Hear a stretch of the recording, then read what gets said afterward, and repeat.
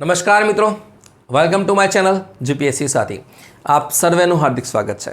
First of all તો આપને આવનારી તમામ સ્પર્ધાત્મક પરીક્ષાઓ માટે બેસ્ટ ઓફ લક, ખાસ કરીને બેન્કિંગ અને સીસી મેઇન્સ માટે. ઓકે, આ વિડીયોઝમાં આપણે વાત કરવાની છે જૂન મહિનાના મહત્વપૂર્ણ કરંટ અફેર્સની, જેના અંતર્ગત આપણે વાત કરીશું એપોઇન્ટમેન્ટ, એવોર્ડ, કોન્ફરન્સ, બુક્સ અને મહત્વપૂર્ણ રેન્ક. આના પહેલાં ફેબ્રુઆરી, માર્ચ, એપ્રિલ, મે મહિનાનું જે કરંટ અફેર્સ છે સ્લોટ વાઇઝ વિડીયો અપલોડ કરેલા છે. ના જોયા હોય તો જોઈ લેજો. અને સ્પેસ ટેકનોલોજીનું 4 મહિનાનું જે કરંટ અફેર્સ છે એનો પણ વિડીયો અપલોડ કર્યો છે. જો ના જોયો હોય તો જોઈ લેજો. યુટ્યુબની અંદર બાય રિઝોલ્યુશન 240 હોય છે, તેથી આપને વિઝિબિલિટી ક્લિયર નહીં દેખાય તો એક રિક્વેસ્ટ છે કે 720 કરી દેજો, આપને ક્લિયર દેખાઈ જશે. અને હા, એક ઇન્ફોર્મેશન કે ગયા મહિને જે યુપીએસસીની એક્ઝામ્સ લેવાઈ પ્રિલિમ્સ, એમાં મારા વિડીયોઝમાંથી 5 ક્વેશ્ચન ડાયરેક્ટ હતા. જો આપ ઇન્સ્ટાગ્રામ અથવા તો ફેસબુકની અંદર મારા જોડે જોડાયેલા હોય તો એ દિવસે સાંજે મેં રીલ્સ અથવા તો શોર્ટ્સ અપલોડ કર્યા છે. ઓકે, તો આપ જોઈ શકો છો. તો આશા રાખીએ કે આવનારી પરીક્ષાઓમાં પણ આપને ક્વેશ્ચન જોવા મળે. અને હા, એવા જ ક્વેશ્ચન આપણે ઇન્ક્લુડ કરીએ છીએ જેની સંભાવના શ્યોર શોર્ટ હોય. ઓકે, અધરવાઇઝ કરંટ અફેર્સ એ શું છે એ આપ જાણતા જશો. બરાબર છે. કેવું થતું હોય છે જનરલી કે 5 તારીખે આપણે ગાંધીનગરની અંદર જલારામ બુક સ્ટોર પરથી એક અંક લઈ લઈએ છીએ. બરાબર છે. અને આપણે બીજા વિષયો પણ ફિનિશ કરવાના હોય છે. અંકનું એકવાર વાંચન થઈ ગયું અને પછી જ્યારે બીજી વાર રિવિઝન કરવા બેસવાનું હોય છે એટલામાં તો બીજો અંક પણ તૈયાર હોય છે. ઓકે, જે આપ જાણતા હશો 100 કરતાં પણ વધારે પેજીસમાં હોય છે. ઓકે, તો આ વિડીયોઝના માધ્યમથી આપણે શ્યોર શોર્ટ ક્વેશ્ચન્સ એવા કે જેની સંભાવના પૂરેપૂરી હોય એને જ ઇન્ક્લુડ કર્યા છે. ક્લિયર છે અત્યાર સુધી? ઓકે, આના પછી એક બીજો પાર્ટ આવશે. ઓકે, તો દરેક મહિનાના મેક્સિમમ આપણે પ્રયત્ન કરીએ છીએ કે 2 પાર્ટ આવે. જો શક્ય હશે તો ત્રીજો પાર્ટ પણ આપણે ઇન્ક્લુડ કરીશું, કેમ કે હવે ઇલેક્શન ઓવર થઈ ગયું છે. સરકારે 100 ડેઝનું ટાર્ગેટ આપી દીધું છે દરેક મંત્રાલયને, તો મંત્રાલયનો પણ જે સમાવેશ છે આપણે નેક્સ્ટ વિડીયોમાં કરી દઈશું. ઓકે, તો ચલો વધારે સમય નથી બગાડતા અને વિડીયોની શરૂઆત કરીએ. તો ચલો ધ્યાન કરો, પહેલી વાત છે આપણે એપોઇન્ટમેન્ટની છે. તો સાઉથ આફ્રિકાની અંદર ઇલેક્શન યોજાયા. કોના યોજાયા? પ્રધાનમંત્રી કે પ્રેસિડેન્ટના? તો કયા ઇલેક્શન યોજાયા છે? પ્રેસિડેન્ટના. ઓકે, તો ત્યાં કોણ જીતે છે? ત્યાં ફરી રિપીટ થાય છે સિરિલ રમાફોસા. કોણ રિપીટ થાય છે? સિરિલ રમાફોસા. પણ એવી ઘટના બની કે 30 વર્ષની અંદર પ્રથમવાર વિશ્વનું ધ્યાન ગયું ત્યાં. કેમ કે 30 વર્ષ પહેલાં યાની કે 1994ની અંદર નેલ્સન મંડેલા એ સાઉથ આફ્રિકાના પ્રથમ બ્લેક પ્રેસિડેન્ટ બન્યા હતા. ત્યારથી લઈને અત્યાર સુધી એમની પાર્ટીને બહુમતી ખૂબ જ મળતી આવી છે. ઓકે, યાની કે મેજોરિટીમાં ચાલે છે. પણ આ વખતે એવી ઘટના બની કે પ્રેસિડેન્ટ ઇલેક્શનની અંદર આફ્રિકન નેશનલ કોંગ્રેસને જોઈએ એટલી બહુમતી નથી મળી, એટલે કે ગઠબંધન સરકાર કરશે. ઓકે, એટલે બની ગયા છે તો રિપીટ થઈ ગયા છે સિરિલ રમાફોસા. બરાબર છે. કોણ બને છે? સિરિલ રમાફોસા. પાર્ટી નામ શું છે? African National Congress. ક્લિયર અત્યાર સુધી? ચલો બીજા નંબરમાં વાત કરીએ મેક્સિકો. ખૂબ જ મહત્વપૂર્ણ દેશ છે આ, અને આવનારી દરેક પરીક્ષાઓમાં તમને આ ક્વેશ્ચન જોવા મળશે કે મેક્સિકોના ઇતિહાસની અંદર પ્રથમવાર, એટલે કે મેક્સિકોના 200 વર્ષના ઇતિહાસની અંદર પ્રથમવાર ત્યાં જે કોઈ પ્રેસિડેન્ટ હોય એ મહિલા બને છે. ઓકે, વિચાર કરો કે 200 વર્ષ સુધી કોઈ મહિલા ત્યાં પ્રેસિડેન્ટ નહોતા બન્યા. બરાબર છે. આપણે પાછળ વાત કરીશું ગ્લોબલ જેન્ડર ગેપ ઇન્ડેક્સની અંદર, એના અંદર વધારે ચર્ચા કરીશું. એટલે કે કેટલાક ક્વેશ્ચન એવા હશે કે જેની અંદર આપણે થોડી વધારે ચર્ચા કરીશું અને કેટલાક ક્વેશ્ચન છે એમાં ફાસ્ટ ફોરવર્ડ કરીશું. ચર્ચા એટલા માટે કરવાની છે કે આપને એક બ્રોડ આઈડિયા આવે તો આપ પણ સમજી શકો કે ક્વેશ્ચનનું મહત્ત્વ છે કે નહીં. ઓકે, નીચે આપણે ક્વેશ્ચન આવશે આ બધા, એમાં ખાલી એક સ્ટેટિક ટાઈપ ગોખી નાખવાનું છે, બસ, નથિંગ એલ્સ. પણ અમુક ક્વેશ્ચન છે એમાં બેકગ્રાઉન્ડ સાથે સમજવું પડશે, જેથી આપણને એક આઈડિયા આવે કે ક્વેશ્ચન ઇમ્પોર્ટન્ટ છે કે નહીં. ઓકે, ચલો પાછા આવી જઈએ મેક્સિકોમાં. તો મેક્સિકોના અંદર 200 વર્ષના ઇતિહાસમાં પ્રથમવાર છે જે કોઈ મહિલા છે એ પ્રેસિડેન્ટ બને છે. ઓકે, જેનું નામ છે ક્લાઉડિયા શિનબોમ. શું નામ છે? ક્લાઉડિયા શિનબોમ. તો એમની પાર્ટીનું નામ શું છે? એમની પાર્ટીનું નામ છે મોરેના પાર્ટી. કઈ પાર્ટી છે? મોરેના પાર્ટી.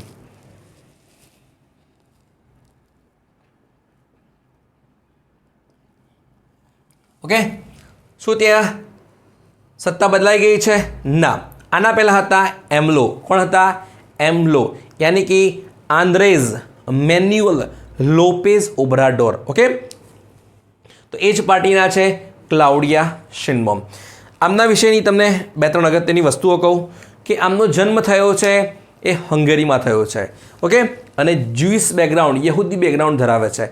અને બીજી એક મહત્વપૂર્ણ વાત એ છે આમના વિશે કે 2007ની અંદર નોબેલ પીસ પ્રાઇઝ જેને મળ્યું હતું એ જે ક્લાઇમેટ એક્ટિવિસ્ટ હતા એમાં ઇન્ક્લુડ હતા ક્લાઉડિયા શિનબોમ. એટલે કે એનર્જી એન્જિનિયરિંગમાં એમને PhD કરેલું છે.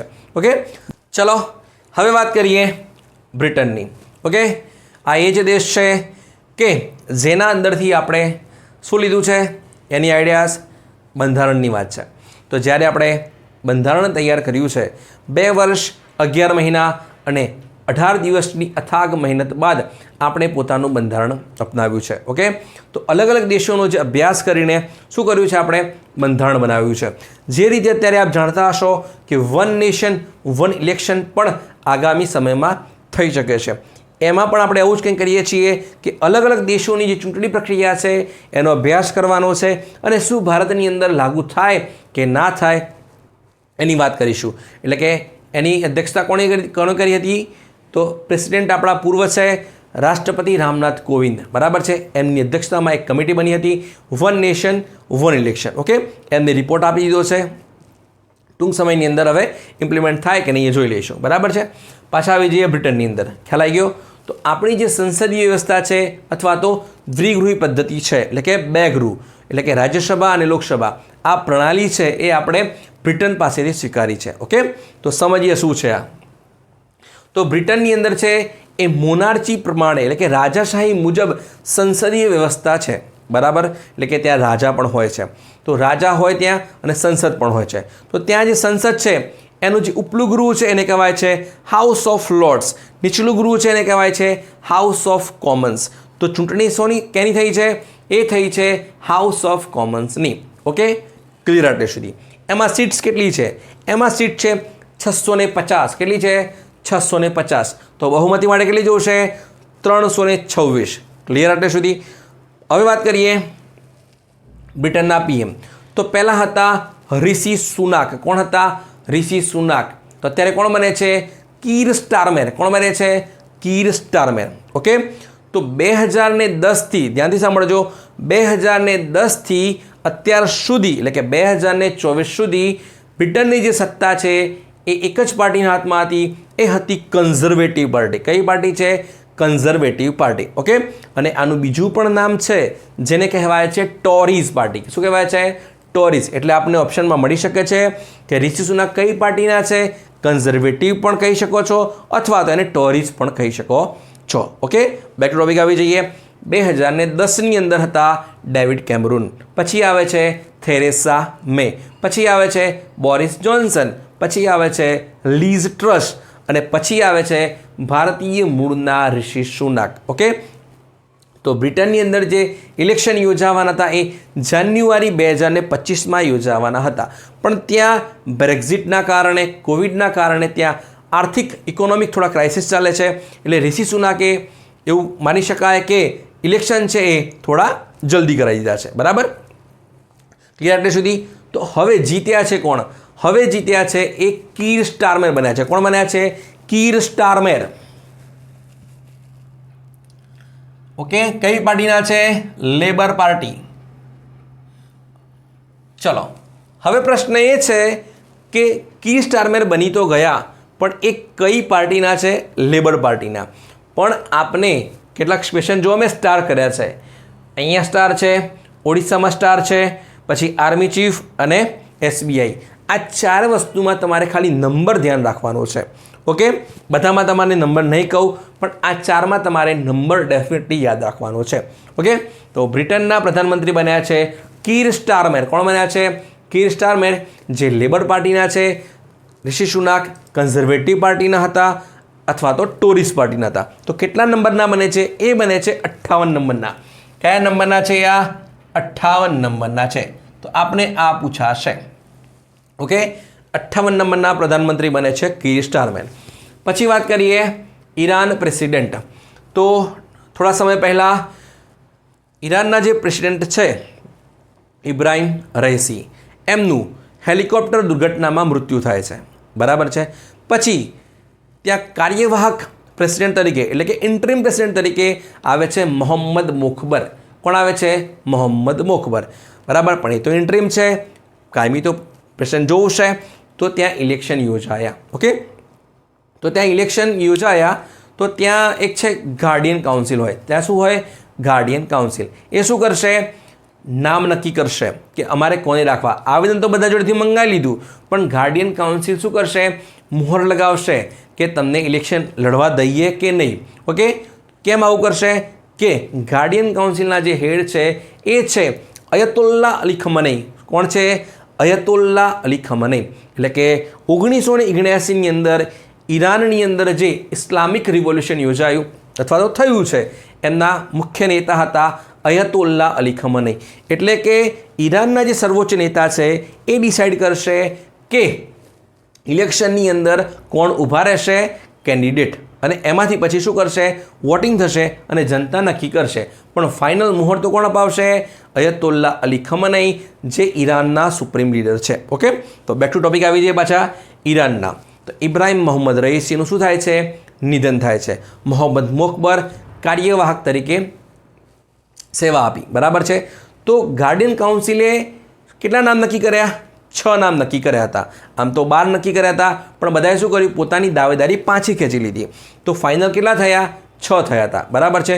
તો જૂનની અંદર જ્યારે ઇલેક્શન યોજાયું, ઓકે, આપણે જૂનની જ વાત કરી રહ્યા છીએ ને, તો જૂનની અંદર જ્યારે ઇલેક્શન યોજાયું તો કોઈ પણ કેન્ડિડેટને જોઈએ એટલી સ્પષ્ટ બહુમતી નહોતી મળી. એટલે કે 50% કરતાં પણ વધારે વોટ કોઈને નહોતા મળ્યા. તો ઈરાનની અંદર જો પ્રેસિડેન્ટ તમારે બનવું હોય તો તમારે મિનિમમ 50% એનું જે વોટિંગ છે એ આપણને મેળવવું પડે. ઓકે, તો કોઈને મળ્યા નહીં. ઓકે, તો શું થયું? તો 6 કેન્ડિડેટમાંથી 2 નંબર હતા અથવા તો 2 નામ હતા. એક છે મસૂદ પેજેસ્કિયાન. શું નામ છે? મસૂદ પેજેસ્કિયાન. અને બીજા નંબરમાં છે સઈદ જલીલી. શું નામ છે? સઈદ જલીલી. મસૂદ પેજેસ્કિયાનને મળે છે 42% વોટિંગ અને સઈદ જલીલીને મળે છે 38% વોટિંગ. તો આ બંને વચ્ચે બીજા રાઉન્ડનું ઇલેક્શન કરવામાં આવે છે. ખ્યાલ આવી ગયો આપણને? પ્રથમ રાઉન્ડની અંદર કોઈને પણ 50% વોટ નહોતા મળ્યા, તો જે ટોપ ઉમેદવાર હતા 2, એમના વચ્ચે ફરીથી ઇલેક્શન યોજાયું, યાની કે મસૂદ પેજેસ્કિયાન અને સઈદ જલીલી વચ્ચે. ઓકે, અને હવે જીતે છે મસૂદ પેજેસ્કિયાન. કોણ જીતે છે? મસૂદ પેજેસ્કિયાન.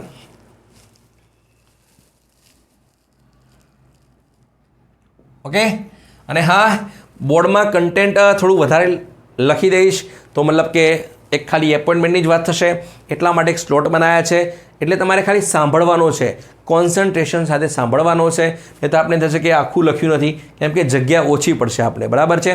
ઓકે, કેમ કે આપણી પાસે સ્માર્ટ બોર્ડ છે નહીં અત્યારે, આપણે પીપીટી પર કામ નથી કરી રહ્યા. બરાબર છે? જે આપ જાણતા હશો. બરાબર.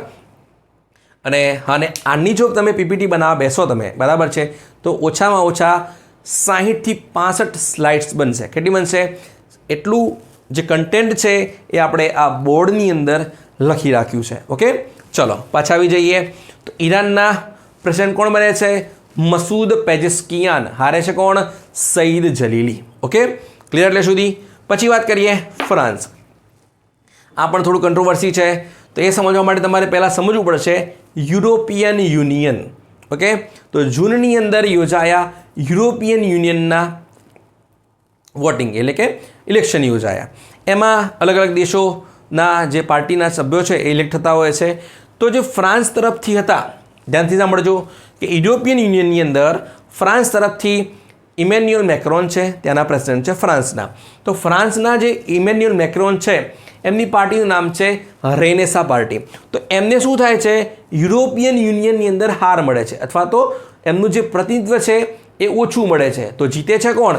એ જીતે છે મરીન લે પેન. ધ્યાનથી સાંભળજો, યુરોપિયન યુનિયનની અંદર ફ્રાન્સમાંથી મરીન લે પેનની જે પાર્ટી છે, કઈ પાર્ટી છે? એ છે નેશનલ રેલી પાર્ટી. આપને આરએન દેખવા મળી શકે છે, એટલે કે ખાલી શોર્ટ ફોર્મ પૂછાય તો આપ આરએન લખશો ત્યાંની ભાષાની અંદર, પણ આપણે જો સમજવું હોય તો એને કહેવાય છે નેશનલ રેલી. ઓકે, તો યુરોપિયન યુનિયનની અંદર ફ્રાન્સની જે પાર્ટી છે નેશનલ રેલી, જે મરીન લે પેનની છે, એ જીતે છે ઇમેન્યુઅલ મેક્રોન કરતાં આગળ. તો મેક્રોન ભાઈ ટેન્શનમાં આવી ગયા કે હવે આ શું થઈ ગયું, બરાબર છે. તો મેક્રોન ભાઈએ શું કર્યું કે સ્નેપ ઇલેક્શન જાહેર કરી દીધા કે હવે આપણે શું કરીએ, ઇલેક્શન કરી દઈએ આપણા દેશની અંદર, કેમ કે યુરોપિયન યુનિયનની અંદર એમને હાર મળી છે. ઓકે, ચલો પછી શું કરે છે, ત્યાં ફ્રાન્સની અંદર ઇલેક્શન યોજાય છે. ઓકે, પણ આ ઇલેક્શન કોના છે? શું મેક્રોન જશે? ના, ઇમેન્યુઅલ મેક્રોન છે એ ફ્રાન્સના પ્રેસિડેન્ટ છે, એ 2027 સુધી છે. ઓકે, તો આ જે ઇલેક્શન યોજાયા એ પ્રધાનમંત્રી પદ માટે યોજાયા. કોના માટે? પ્રધાનમંત્રી પદ માટે. તો પ્રશ્ન છે કે અત્યારે છે એ પ્રધાનમંત્રી કોણ છે? ડેફિનેટલી ઇમેન્યુઅલ મેક્રોનના પાર્ટીના જશે. ઓકે, તો એ છે ગેબ્રિયલ અટલ. કોણ છે? ગેબ્રિયલ અટલ. ઓકે, તો ઇલેક્શન યોજાયા, એમાં જીતે છે કોણ એની ચર્ચા કરી લઈએ હવે, બરાબર. તો ચલો, ફ્રાન્સની અંદર ફર્સ્ટ રાઉન્ડની અંદર ઇલેક્શન થયું, એ જૂનમાં થયું. ઓકે, તો એમાં ધ્યાન રાખજો, યુરોપિયન યુનિયનની વાત નથી. હવે આપણે ફ્રાન્સમાં આવી જઈએ. યુરોપિયન યુનિયનમાં કોણ જીત્યું ફ્રાન્સ તરફથી? મરીન લે પેન, જેની કઈ પાર્ટી છે? National rally party. હવે પાછા ફ્રાન્સમાં આવી જઈએ.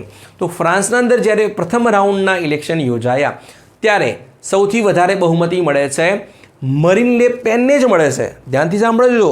ઓકે, આપ જોતા જશો અવારનવાર ન્યૂઝની અંદર ફ્રાન્સ કન્ફ્યુઝ થશો, તો ધ્યાનથી સાંભળો કે ફ્રાન્સની અંદર ઇલેક્શન યોજાયા, એમાં સૌથી વધારે બહુમતી મળી છે મરીન લે પેનની નેશનલ રેલીને. ઓકે, બીજા રાઉન્ડના ઇલેક્શન યોજાયા તો બધાને એવું નક્કી જ હતું કે મરીન લે પેનની પાર્ટી જીતી જશે બીજા ઇલેક્શનની અંદર, અને એમના તરફથી કોઈ દાવેદાર હશે જે પ્રધાનમંત્રી બનશે. શ્યોર શોર્ટ નક્કી હતું, 90% તો આ જ નક્કી હતું. તો કોણ બનવાનું હતું? એ બનવાના હતા જોર્ડન બાર્ડેલા. કોણ બનવાના હતા? જોર્ડન બાર્ડેલા. એટલે કે જોર્ડન બાર્ડેલા આગામી પ્રધાનમંત્રી બનવાના હતા, જે ફ્રાન્સના સૌથી યુવા પ્રધાનમંત્રી હોત. બરાબર છે. જો મરીન લે પેન ફ્રાન્સનું બીજું ઇલેક્શન જીત્યા હોત તો, પણ બીજો રાઉન્ડનું ઇલેક્શન થયું, જુલાઈની અંદર થયું હતું, તો એમાં મરીન લે પેન પાર્ટીને જોઈએ એટલી બહુમતી મળતી નથી. તો જીતી ગયું કોણ? શું ઇમેન્યુઅલ મેક્રોન જીતી ગયા? ના. તો શું થયું બીજા રાઉન્ડની અંદર? બીજા રાઉન્ડની અંદર ત્યાંની જે નાની નાની પાર્ટીઓ છે એ લોકોએ શું કર્યું? ગઠબંધન બનાવી દીધું અને નામ આપી દીધું ન્યૂ પોપ્યુલર ફ્રન્ટ. ખ્યાલ આવી ગયો કે બીજા રાઉન્ડની અંદર નાની નાની બધી પાર્ટીઓ ભેગી થઈ ગઈ. જે રીતે આપણે ઇન્ડી ગઠબંધન સાંભળતા હશો આપ, તો ઇન્ડી ગઠબંધનની જેમ ફ્રાન્સની અંદર ન્યૂ પોપ્યુલર ફ્રન્ટ બનાવવામાં આવ્યું, જેના અંદર બધા પાર્ટીવાળા ભેગા થઈ ગયા, અને બીજા રાઉન્ડની અંદર સ્પષ્ટ બહુમતી મળે છે ન્યૂ પોપ્યુલર ફ્રન્ટને, એટલે કે ફ્રાન્સમાં. બરાબર છે. પછી બીજા નંબરમાં કોણ રહ્યું? બીજા નંબરમાં રહે છે ઇમેન્યુઅલ મેક્રોનની એન્સેમ્બલ પાર્ટી. એ પણ ગઠબંધન છે, એમની પોતાની પાર્ટી છે રેનેસા પાર્ટી, પણ એ ગઠબંધનને કહેવાય છે એન્સેમ્બલ કહેવાય છે. ઓકે, ચલો. અને ત્રીજા નંબરમાં રહે છે એ મરીન લે પેન પાર્ટી છે. બરાબર છે. તો ત્યાં ફ્રાન્સ છે, એમાં સીટ્સ કેટલી છે ટોટલ નેશનલ એસેમ્બલીની અંદર? એમાં છે 577. જીતવા માટે કેટલી જોશે? જીતવા માટે જોઈએ છે 289. પણ જે ન્યૂ પોપ્યુલર ફ્રન્ટ છે એને મળી છે 182. તો હવે ડેફિનેટલી શ્યોર છે કે ઇમેન્યુઅલ મેક્રોન બીજા નંબરમાં છે, એ એમને સાથ આપશે. ઓકે, તો જોઈએ છીએ કે ફ્રાન્સની અંદર નેક્સ્ટ પ્રધાનમંત્રી કોણ બને છે. ઓકે, જો ઇમેન્યુઅલ મેક્રોનના રહેવા દેશે તો ગેબ્રિયલ અટલ છે, જે પોતાનું રેઝિગ્નેશન આપવા ગયા હતા, પણ ઇમેન્યુઅલ મેક્રોને સ્વીકાર્યું નહોતું. બરાબર છે. પણ હવે જો ન્યૂ પોપ્યુલર ફ્રન્ટ છે એ માગણી કરશે કે પ્રધાનમંત્રીનું જે પદ છે એ તમે અમને આપો, તો કોણ બની શકે છે? તો બની શકે છે જીન લક બની શકે છે. કોણ બની શકે છે? જીન લક. બન્યા નથી પણ બની શકે છે. જો બનશે તો આપણે જુલાઈમાં કવર કરી લઈશું. બરાબર છે? ક્લિયર એટલે સુધી ફ્રાન્સમાં? ચલો હવે આવી ગઈએ યુરોપિયન યુનિયન. ઓકે, આ પણ ખૂબ જ ચર્ચિત છે. બરાબર છે? શ્યોર શોર્ટ આમાંથી ક્વેશ્ચન આવશે. યુરોપિયન યુનિયન, તો યુરોપિયન યુનિયન છે એ યુરોપના 27 દેશોનું સંગઠન છે. ઓકે, જે એકબીજા સાથે કોઓપરેશન કરીને કામ કરે છે. બરાબર? 2019ની અંદર બ્રિટન શું કરે છે? એક્ઝિટ કરે છે યુરોપિયન યુનિયનમાંથી. કેમ કે બ્રિટિશરો એવું માને છે કે કમાઈએ છીએ આપણે અને ખાય છે આખું યુરોપ. એવું ના થવું જોઈએ. બરાબર છે? આ તો એવી વાત થઈ બ્રિટિશરો વિશે કે મેં સબકા ખાઓ મેરા ખાય સબ મર જાય. ઓકે, એમ કે ભૂતકાળ આપ જાણતા હશો ઇતિહાસની અંદર કે સમગ્ર દુનિયાની અંદર એક સમયે લોકો જોડેથી લૂંટી લીધું છે, પોતાના દેશની અંદર અત્યારે મોજ કરી રહ્યા છે. તો અત્યારે હવે એમના જોડે જ વેચવાની છે વાત, યુરોપમાં જ વેચવાનું છે. તો પણ શું કરે છે? બ્રેક્ઝિટ કરે છે. બરાબર છે? એટલે કે યુરોપિયન યુનિયનમાંથી નીકળી જાય છે બ્રિટન. બરાબર છે? ચલો હવે વાત કરીએ યુરોપિયન યુનિયન. દેશો કેટલા છે? 27.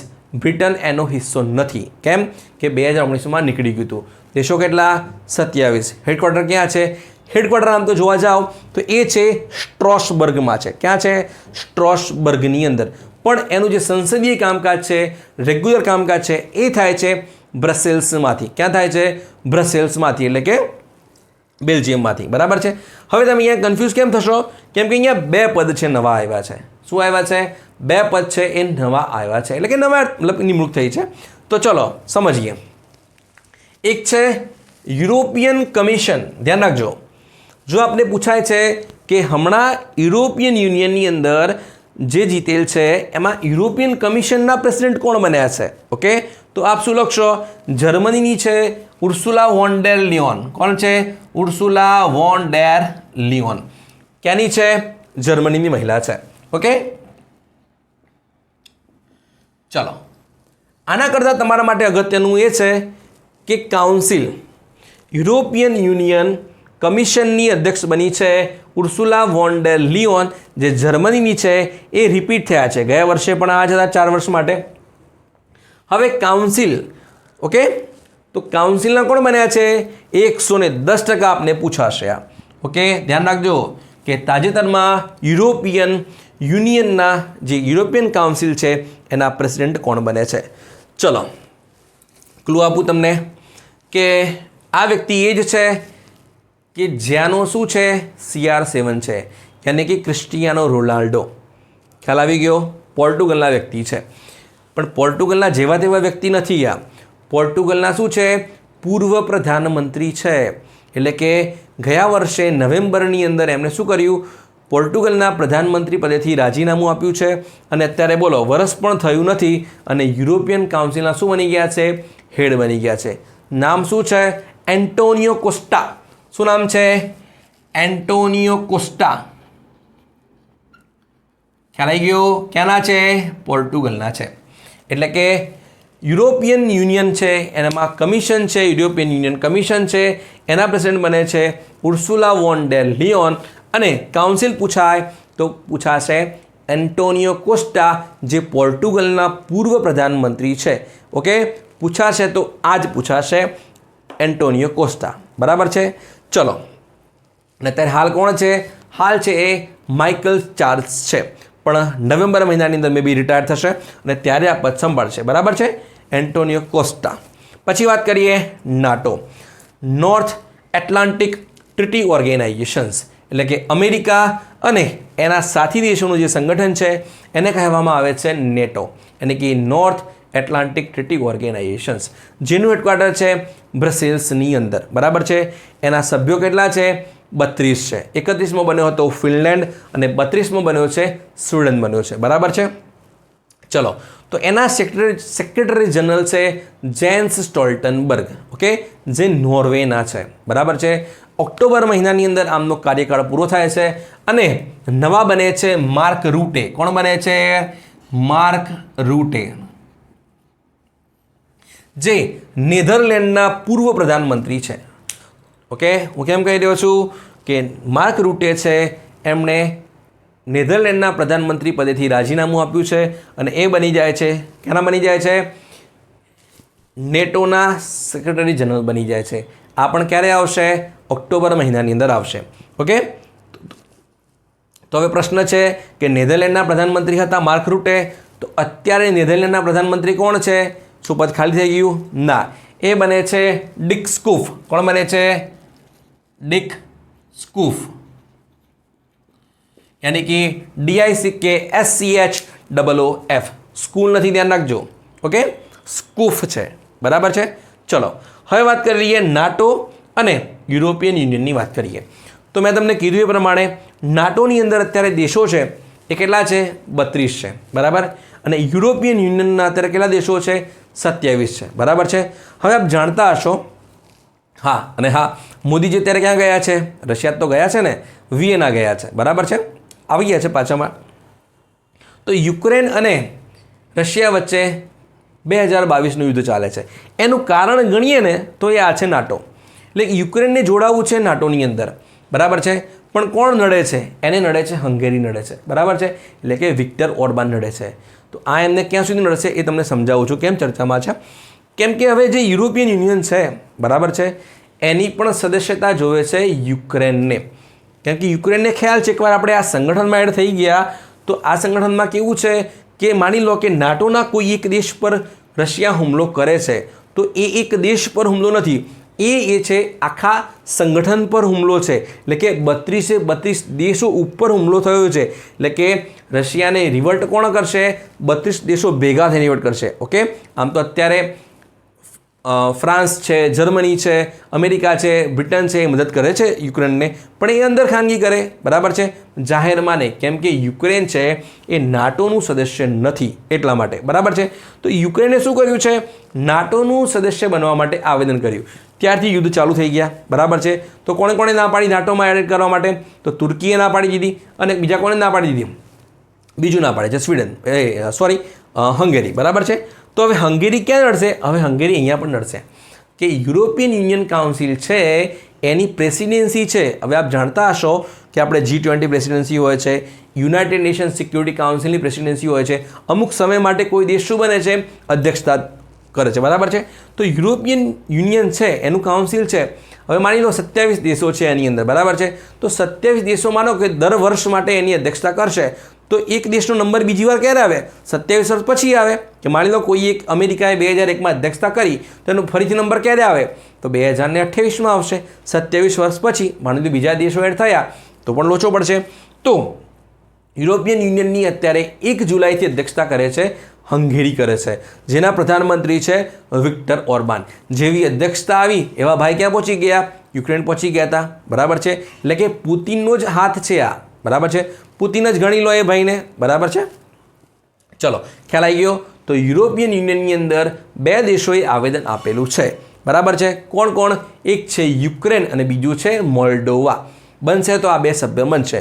યુક્રેનને કદાચ તકલીફ પડી શકે છે પણ આગામી સમયની અંદર 28મો દેશ બનશે મોલ્ડોવા. ઓકે, આઈ હોપ કે આપને ક્લિયર સમજણ પડી ગઈ હશે. બરાબર છે. ચલો આવી જઈએ આપણે. ભારતની અંદર પણ ઇલેક્શન યોજાયા હતા. ક્યાં ક્યાં યોજાયા હતા? તો આપણી લોકસભાની જ હતી 18મી લોકસભા. ધ્યાન રાખજો. કેટલામી? 18મી લોકસભા. અને હા, આનું જે કેબિનેટ છે, આનું જે મંત્રાલય છે એ આપણે જ્યારે મિનિસ્ટ્રીઓ ભણશું, એની યોજનાઓ ભણશું, એમાં ઇન્ક્લુડ કરી દઈશું મિનિસ્ટ્રી. બરાબર છે. અલગથી એનો કોઈ વિડીયો નથી બનાવ્યો મેં. બરાબર છે. કેમ કોઈ ઘણું બધું કવર કરવાનું હોય છે એની અંદર, પણ જે ચર્ચામાં છે એમાં મેજર ચેન્જીસ હશે એ હું તમને કહી દઈશ. બરાબર છે.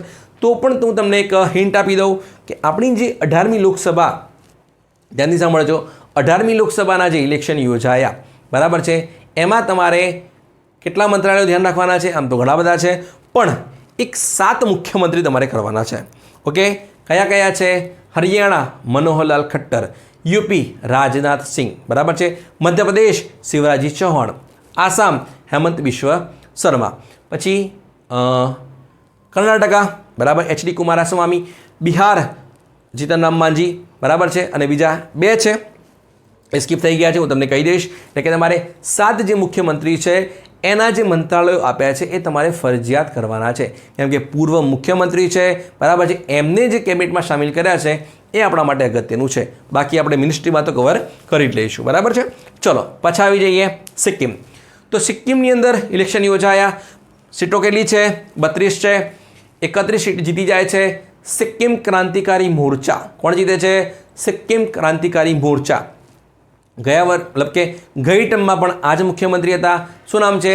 પ્રેમસિંહ તમાંગ. શું નામ છે? પ્રેમસિંહ તમાંગ. પ્રેમથી તમારે કહેવું હોય તો PS ગોલે કહી દો તમે, બરાબર છે. એટલે કે પ્રેમસિંહ તમાંગ સિક્કિમના મુખ્યમંત્રી રિપીટ થાય છે, પહેલાં આ જ હતા, બરાબર છે. તો આમને કોણે હરાયા? તો હવે હું તમને એક વાત કહું તમને. તો અત્યારે આમે તમે જોયું હશે ઇલેક્શનની અંદર NDA ગઠબંધન, જો તેલુગુ દેશમ પાર્ટી અથવા તો JDU અથવા તો JDS, જનતા દળ યુનાઇટેડ યાની કે નીતિશ કુમાર, જનતા દળ સેક્યુલર યાની HD કુમારસ્વામી, આ બધા ગઠબંધન ના હોત તો બીજેપીની તકલીફ પડી હતી, બરાબર છે. પણ જોડાયેલા છે, બરાબર છે. હવે સામે કંઈક ડિમાન્ડ બી કરશે ગઠબંધનમાં, તો એવું જ છે, બરાબર. કરી પણ દીધી છે, આપણે મંત્રાલયમાં કવર કરીશું. તો સિક્કિમની અંદર એવી ઘટના બની કે 32માંથી 31 સીટ જીતે છે સિક્કિમ ક્રાંતિકારી મોરચા પ્રેમસિંહ તમાંગ, બરાબર છે. તો સામે એક વ્યક્તિ છે, ખૂબ જ ચર્ચિત છે અને આપણા માટે ખૂબ જ ઇમ્પોર્ટન્ટ છે. ઓકે, ચલો હું તમને એક ક્વેશ્ચન પૂછું કે હું તમને એમ કહું કે ભારતની અંદર અત્યાર સુધી, ધ્યાનથી સાંભળો, ભારતની અંદર અત્યાર સુધી સૌથી વધુ સમય જો કોઈ મુખ્યમંત્રી રહેલું હોય તો એ કોણ છે? બરાબર. તો શું મોદીજી છે? ના, મોદીજી તો 2002થી લઈને 2014 સુધી હતા, એટલે કે 12-13 વર્ષ હતા, બરાબર. તો એ છે પવનકુમાર ચેમલિંગ. કોણ છે? પવનકુમાર ચેમલિંગ, જેમની પાર્ટીનું નામ છે સિક્કિમ ડેમોક્રેટિક ફ્રન્ટ. ધ્યાનથી સાંભળજો કે ભારતની અંદર જો કોઈ મુખ્યમંત્રી હોય અને સૌથી વધુ કાર્યકાળ હોય તો એ છે પવનકુમાર ચેમલિંગ, બરાબર છે. આઈ થિંક 1999થી લઈને 2019 સુધી, ના 1994-95થી લઈને 2019 સુધી હોય છે. એટલે કે એપ્રોક્સિમેટ ગણી લો તમે તો 25 વર્ષ છે અથવા તો 24 વર્ષ 165 દિવસ ગણી લો, બરાબર છે. તો સૌથી વધારે વાર મુખ્યમંત્રી, બરાબર. પછી વાત કરીએ ઓડિશાની. તો ઓડિશાની અંદર શું થયું? તો ઓડિશાની અંદર એવું હતું કે 24 વર્ષ અને મે બી 65 એવા દિવસ છે અથવા 95 દિવસ છે, 24 વર્ષ 95 ડેઝ મુખ્યમંત્રી હતા નવીન પટનાયક, એટલે કે બીજું જનતા દળ. ક્લિયર છે? એટલે સમજો ધ્યાનથી. સિક્કિમના પૂર્વ મુખ્યમંત્રી એટલે કે પવનકુમાર ચેમલિંગ છે એ ભારતના ઇતિહાસની અંદર સૌથી વધુ કાર્યકાળ ધરાવતા મુખ્યમંત્રી હતા, એટલે છે જ અત્યારે. બીજા નંબરમાં આવે છે નવીન પટનાયક. જો એમને આ ત્રીજી ટર્મ જીતી ગયા હોત, અત્યારે ઓડિશાની અંદર પ્રથમવાર બીજેપીની સરકાર બની છે, બરાબર છે. આમ તો વિરોધ પક્ષ છે એ થોડો વિરોધ કરી શકતું હતું, પણ એક ઘટના કહું તમને કે આ માની લો કે NDA ગઠબંધન થયું, બરાબર છે, અને આખરે મારી મચોળીની બીજેપીની સરકાર બની ગઈ. પણ આ તો સરકાર બની ગઈ, બરાબર છે, ઓકે, એમાં વિરોધ પક્ષ ખુશ છે. પણ 3 સ્ટેટ ગયા છે, મતલબ 3 એટલે 2 સ્ટેટ ગયા છે, એક છે ઓડિશા અને એક આંધ્રપ્રદેશ. બંનેની અંદર બીજેપીની ગવર્મેન્ટ બને છે, બરાબર છે, એટલે કે NDAની ગવર્મેન્ટ બને છે. એટલે કે આંધ્રપ્રદેશની અંદર પણ કોણ રૂલ કરે છે? તેલુગુ દેશમ પાર્ટી, જે NDAનો જ એક ભાગ છે. ઓકે, જો આ ના મળ્યા હોત તો EVM ઉપર ડેફિનેટલી ક્વેશ્ચન થયા હોત, પણ 2 સ્ટેટ છે એ મળી ગયા છે અને પહેલાંમાં ઓછી મળી છે. ચલો બેક ટુ ટોપિક આવી જઈએ. તો સિક્કિમના જે પૂર્વ મુખ્યમંત્રી છે એ ભારતના ઇતિહાસની અંદર સૌથી વધુ વર્ષ CM તરીકેનો કાર્યકાળ ધરાવતા વ્યક્તિ છે, બરાબર છે. બીજા નંબરમાં આવે છે ઓડિશાના મુખ્યમંત્રી, પૂર્વ મુખ્યમંત્રી નવીન પટનાયક, એટલે કે બીજું જનતા દળના, બરાબર છે. હવે આમને પછી કોણ આવે છે? એ આવે છે વેસ્ટ બંગાળના પૂર્વ મુખ્યમંત્રી જ્યોતિ બસુ. ઓકે, ગયા વર્ષે નવીન પટનાયકે વેસ્ટ બંગાળના મુખ્યમંત્રી જ્યોતિ બસુનો રેકોર્ડ છે તોડી દીધો છે અને અત્યારે હાલ ભારતની અંદર બીજા લોંગેસ્ટ કાર્યકાળવાળા શું બની ગયા છે? મુખ્યમંત્રી બની ગયા છે. જો આ ટર્મમાં જીતી ગયા હોત, બરાબર છે, તો ભારતના ઇતિહાસની અંદર નવીન પટનાયકનું નામ ફર્સ્ટ નંબર પર હોત, એટલે કે લાંબા કાર્યકાળ માટે મુખ્યમંત્રી માટે. ક્લિયર એટલે સુધી? ચલો પાછા આવી જઈએ. તો સિક્કિમ સીટ કેટલી છે? 32. જીત્યું કોણ? સિક્કિમ ક્રાંતિકારી મોરચા, પવનકુમાર ચેમલિંગ, બરાબર છે. પછી વાત કરીએ ઓડિશા. ઓડિશાની અંદર કોણ જીત્યું છે? એ જીતે છે બીજેપી, બરાબર છે. 147 સીટ છે, બીજેપી જીતી જાય છે. ઓકે, કોણ બને છે? મોહન ચરણ માઝી. કોણ બને છે? મોહન ચરણ માઝી. માઝી નથી, માઝી છે, મોહન ચરણ માઝી, બરાબર છે. પછી વાત કરીએ આંધ્રપ્રદેશ. 175 સીટ છે, એમાં મુખ્યમંત્રી બને છે N ચંદ્રબાબુ નાયડુ. કોણ બને છે? N ચંદ્રબાબુ નાયડુ, બરાબર. હવે વાત કરીએ મુખ્યમંત્રીની વાત કરીએ આપણે તો મુખ્યમંત્રી હશે એમની શપથ પણ લેવડાવશે. તો રાજ્યપાલ પણ ચર્ચામાં છે.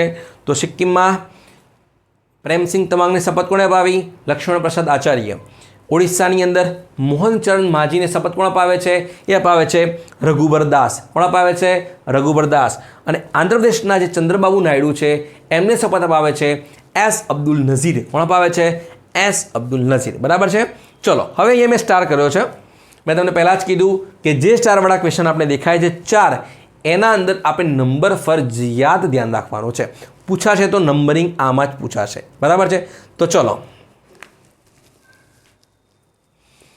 તો જે ઓડિશા છે એના મુખ્યમંત્રી બને છે મોહનચરણ માઝી. સંથાલ ટાઈપથી બિલોંગ કરે છે. એ બન્યા છે 15મા નંબરના. કેટલા બન્યા છે? 15મા નંબરના. પૂછાશે તો આ જ ક્વેશ્ચન પૂછાશે. બરાબર છે. ચલો પછી પાછા આવી જઈએ આંધ્રપ્રદેશ એન ચંદ્રબાબુ નાયડુ. પછી વાત કરીએ પ્રોટેમ સ્પીકર. 18મી જે લોકસભા ખતમ થઈ એના જે નવા જે સાંસદ સભ્યો હતા, બરાબર છે, તો જ્યારે નવા સાંસદ સભ્યો સંસદની અંદર જાય છે તો એની મિટિંગ મળતા પહેલાં જે જૂના સ્પીકર છે એમને પોતાનું પદ ખાલી કરવાનું છે. ઓકે, તો એમને ખાલી કરી દીધું. બરાબર છે. તો હવે જે નવા ચૂંટાયેલા જે સંસદ સભ્યો છે તો એમને શપથ કોણ અપાવશે? શપથ વખત અપાવવા પડશે ને, બંધારણમાં આપણે વાંચીએ છીએ. તો શપથ અપાવવા માટે એક પોસ્ટ છે જેને કહેવાય છે પ્રોટેમ સ્પીકર. એટલે કે નવા નિર્વાચિત સાંસદ સભ્યો છે એમને જે શપથ અપાવવાનું કામ કરશે એ શું કરશે? પ્રોટેમ સ્પીકર કરશે. ઓકે, જૂના કોણ હતા? ઓમ બિરલા. નવા સ્પીકર કોણ બને છે? ઓમ બિરલા જ બને છે. બરાબર છે. પણ મારો પ્રશ્ન છે કે પ્રોટેમ સ્પીકર કે નવા નિર્વાચિત થયા છે એમને શપથ કોણે અપાવી? શપથ અપાવે છે, ચલો ક્લુ આપું, ક્યાંથી બિલોંગ કરે છે? તમને ક્લુ આપું. એ બિલોંગ કરે છે ઓડિશાથી જ બિલોંગ કરે છે. બરાબર છે. કેમ કે કંટ્રોવર્શિયલ મુદ્દો છે, આ પણ સમજીએ કેમ કંટ્રોવર્શિયલ છે. તો આમ તો જુઓ તમે, એનડીએ કે ઘણી બધી સીટ નહોતી, સામે વિરોધ પક્ષ પણ મજબૂત છે. તો વિરોધ પક્ષે એવી માગણી કરી હતી કે જે પ્રોટેમ સ્પીકરનું જે પદ છે, બરાબર છે, એ પણ અમને આપવામાં આવે, સ્પીકરનું પદ પણ અમને આપવામાં આવે, ડેપ્યુટી સ્પીકર પણ આપવામાં આવે. એટલે કે વારાફરતી માગણી કરી છે, એકી સાથે બધા માગ્યા નથી. બરાબર છે. જો પ્રોટેમ સ્પીકરમાં કેવું હોય છે કે સૌથી જૂના જે એમપી હોય અથવા તો ઉમ્રદરાજ કહી દો અથવા તો સૌથી વધારે જીતેલા કહી દો. બરાબર છે. તો એનડી ગઠબંધન છે એમનું કેવું હતું કે તમે કે સુરેશ જે કેરળથી બિલોંગ કરે છે, જે 8 વાર એમપી છે, એને તમે શું કરો? પ્રોટેમ સ્પીકર બનાવો. પણ ના, એનડીએ શું કર્યું છે? એ બનાવ્યા છે હરેકૃષ્ણ મહતાબ, જે ઓડિશાના પૂર્વ સીએમ છે એમના સન એટલે કે છોકરો ભર્તુહરી મહતાબ. કોણે બનાવે છે? ભર્તુહરી મહતાબ, જે 7 વખત શું છે? એમપી છે. ક્યાંથી છે? કટકથી છે. કે 7 ટાઈમ એમપી છે, જે કટકથી બિલોંગ કરે છે ભર્તુહરી મહતાબ. એને 18મી જે લોકસભા છે એના અંદર શું બનાવવામાં આવે છે? પ્રોટેમ સ્પીકર બનાવવામાં આવે છે. જે શું કરશે? શપથ લેવડાવશે જે નવા સાંસદ સભ્યો છે એમને. બરાબર છે. એટલે કે પદ ખતમ થઈ ગયું. બરાબર. હવે આ જે પ્રોટેમ સ્પીકર છે એને નિયુક્ત કોણ કરે છે? એને નિયુક્ત કરે છે પ્રેસિડેન્ટ કરે છે, એટલે કે દ્રૌપદી મુર્મુ કરે છે. બંધારણનો જે અનુચ્છેદ છે 95ના 1 અંતર્ગત. બરાબર છે. ચલો હવે એ તો શપથ અપાઈ દીધી. તો હવે નવા સ્પીકર બની ગયા. કોણ બનશે? ઓમ બિરલા બને છે, જે કોટાથી સાંસદ છે, જે બીજી વાર બને છે. બરાબર છે. ચલો પછી વાત કરીએ આર્મી ચીફ. બરાબર. 3 જણા આપણને ખબર હોવા જોઈએ. નેવીના કોણ છે? દિનેશ કુમાર ત્રિપાઠી, જે કેટલામાં બન્યા છે? 26માં. એરફોર્સના કોણ છે? વિવેકરામ ચૌધરી, એ ક્યારના છે. અને આપણે કોની વાત કરીએ છીએ? Army chief. પહેલાં હતા મનોજ પાંડે, એ રિટાયર થઈ ગયા 30મી જૂને. તો નવા કોણ બને છે? એ બને છે જે વાઇસ હતા એને શું કરી દીધો? ચાર્જ આપી દીધો. એટલે કે ઉપેન્દ્ર દ્વિવેદી. ઓકે, ધ્યાન રાખજો. નેવીના છે દિનેશ કુમાર ત્રિપાઠી અને આર્મીના છે ઉપેન્દ્ર દ્વિવેદી છે. બંને છે એ ક્લાસમેટ છે. વિચાર કરો, ભારતના ઇતિહાસની એવી ઘટના કે બંને એ ફ્રેન્ડ છે, ક્લાસમેટ છે, અને એક નેવીના હેડ બન્યા છે અને બીજા બન્યા છે એ આર્મીના ચીફ બન્યા છે. બરાબર. બેમિસાલ દોસ્તી છે બંને વચ્ચે. ચલો, તો હવે ઉપેન્દ્ર દ્વિવેદી છે એ પહેલાં વાઇસ હતા. તો અત્યારે વાઇસ કોણ બને છે? એ બને છે NS રાજા સુબ્રમણી. કોણ બને છે? NS રાજા સુબ્રમણી. ઓકે, તો ચલો અહીંયા પણ સ્ટાર કર્યો છે કે આર્મીના જે ચીફ છે એ કેટલા નંબરના બન્યા છે? એ બન્યા છે 30મા નંબરના. કોણ બન્યા છે? 30મા નંબરના. એટલે કે ઉપેન્દ્ર દ્વિવેદી છે એ ભારતના 30મા ચીફ ઓફ આર્મી સ્ટાફ બન્યા છે. હવે વાત કરીએ એસબીઆઈના ચેરમેન. આના પહેલાં હતા દિનેશ કુમાર ખર. ઓકે, તો એમનું જે કાર્યકાળ છે એ પૂરો થઈ ગયો છે. તો શું 5 વર્ષનો 6 વર્ષનો કાર્યકાળ હતો? ના. એસબીઆઈની અંદર જો તમારે ચેરમેન બનવું હોય તો એની એક વય મર્યાદા છે કે 63 વર્ષ સુધી જ તમે એ ચેરમેનના પદ પર રહી શકો છો. એટલે કે દિનેશ કુમાર ખર છે એમને 63 વર્ષ થઈ ગયા છે એટલે એ શું થશે? રિટાયર થાય છે. તો નવા કોણ બનશે? નવા બને છે ચલ્લા શ્રીનિવાસુલુ શેટ્ટી. કોણ બને છે? ચલ્લા શ્રીનિવાસુલુ શેટ્ટી. તો પ્રશ્ન અહીંયા અગેન એ જ છે, તો કેટલા નંબરમાં બનશે? એ બન્યા છે 27મા નંબરના. કેટલા બન્યા છે? 27મા નંબરના. ઓકે, પછી વાત કરીએ NSA national security adviser Ajit Doval repeat થયા છે. IB intelligence bureau Tapan Kumar Deka. FICCI federation of Indian chambers and commerce and industry એ બન્યા છે Jyoti Vij. ESIC employees state insurance corporations એ બન્યા છે Kamal Kishore Soan. BEL Bharat electronics limited એ બન્યા છે મનોજ જૈન. અને છેલ્લે છે NTA national testing agency. Okay, આ સમજીએ મુદ્દો શું છે. તો આપણે જ્યારે વાત કરીએ છીએ એજ્યુકેશન રિફોર્મ્સની ભારતની અંદર, ઓકે, તો આપણે ઘણા બધા કોલમની અંદર વાંચ્યું હશે કે ભારતની અંદર છે એ જે યુવાધન છે એ શું થઈ રહ્યું છે? વિદેશ જઈ રહ્યું છે. એટલે કે ત્યાં જઈ રહ્યું છે. એટલે કે ભારતની જે ઇન્ટેલેક્ચ્યુઅલ પ્રોપર્ટી ગણી લો, બુદ્ધિમત્તા ગણી લો કે બ્રેઇન ડ્રેન થઈ રહ્યું છે. તો ભારતના જેટલા ટોપર્સ છે, સ્કોલર્સ છે એ વિદેશોમાં જઈ રહ્યા છે અને ભણી રહ્યા છે અને ત્યાં સેટલ થઈ રહ્યા છે. તો એનું જે મુખ્ય કારણ હોય એ એનટીએમાં છે. હું કેમ કહી રહ્યો છું અત્યારે તમને? ઓકે, સમજાવું કે આપ જાણતા હશો કે કોઈ પણ સ્ટેટ લેવલની એક્ઝામ્સ હોય, બરાબર છે, એના પેપર ફૂટી જાય છે. અવારનવાર પેપર ફૂટી જાય, બરાબર છે. એમાં કોઈ જ રાજ્ય બાકાત નથી, એ ચાહે કોઈ પણ પાર્ટીનું શાસન હોય ત્યાં, બરાબર. પણ વિચાર કરો તમે, સ્ટેટ લેવલમાં તો ફૂટી ગયા, ચલો આપણે માની લીધું કે ફૂટી ગયા છે, બરાબર છે. પણ જો કોઈ નેશનલ લેવલની એક્ઝામ્સ હોય એમાં પણ એ એક્ઝામ્સ આપીને તમારે ડૉક્ટર બનવાનું છે. જો કોઈ બીજી પોસ્ટ માટે તમે એક્ઝામ કન્ડક્ટ કરી રહ્યા છો અને એનું પેપર ફૂટી જાય છે, ઓકે, તો એ ડાયરેક્ટ તમને હ્યુમન ઉપર મતલબ કે રિલેટેડ નથી. પણ નીટની એક્ઝામ છે, નેશનલ એલિજિબિલિટી એન્ટ્રન્સ ટેસ્ટ, જે શું કરશે? ભવિષ્યમાં ડૉક્ટર બનવાના છે. ઓકે, હવે ડૉક્ટર જ જો 35% વાળો અથવા તો ફેલ થવાવાળો કેન્ડિડેટ 99% લાવીને ડૉક્ટર બનશે તો આપ વિચારો, કલ્પના કરો કે ભારતનું જે હેલ્થ સેક્ટર છે એ ક્યાં જશે? ખ્યાલ આવે છે મારી વાત તમને? કે બીજા માની લો તમે પેપર ફોડી દીધા છે, બીજા ફૂટી ગયા છે, નો ડાઉટ, બરાબર છે. ગમે તેટલા પૈસા આપ્યું, ફંડિંગ આપી દીધું, ફૂટી ગયું છે, બરાબર છે. એ જનરલી ઇફેક્ટ નહીં કરે હ્યુમનને, પણ આ તો હેલ્થ સાથે ચેડા કરશે. એટલે કે આ મેજર ઇસ્યુ છે. એટલે કે નેશનલ ટેસ્ટિંગ એજન્સી જેના ચેરમેન ગણી લો કે ડીજી ગણી લો, અધ્યક્ષ ગણી લો, એ હતા સુબોધ સિંઘ. કોણ હતા? સુબોધ સિંઘ, બરાબર છે. તો હવે કોણ બને છે? એ બને છે પ્રદીપ સિંઘ ખરોલા. કોણ બને છે? પ્રદીપ સિંઘ ખરોલા નવા આવે છે. અને આના માટે હવે સરકાર શું કરે છે? આના માટે સરકારે એક 7 સભ્ય કમિટી બનાવી છે. ઓકે, જરૂરી છે કમિટી, પણ રિફોર્મ્સ જરૂરી છે.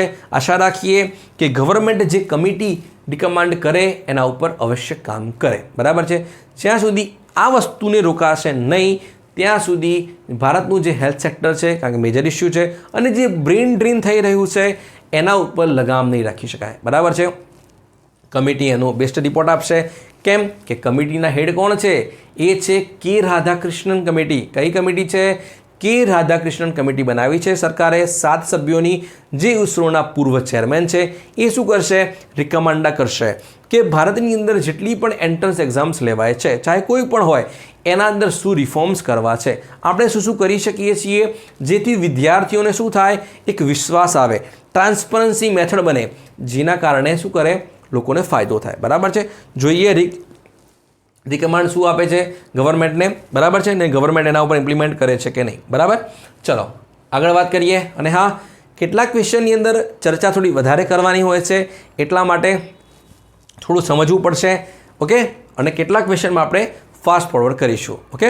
ચલો આશા રાખીએ કે આપને વિડીયો પસંદ આવશે, આપ આપના મિત્રો સાથે જરૂરથી શેર કરજો જે સ્પર્ધાત્મક પરીક્ષાની તૈયારી કરી રહ્યા હોય. બરાબર છે? ચલો, એપોઇન્ટમેન્ટમાં કંઈ બાકી હવે ના.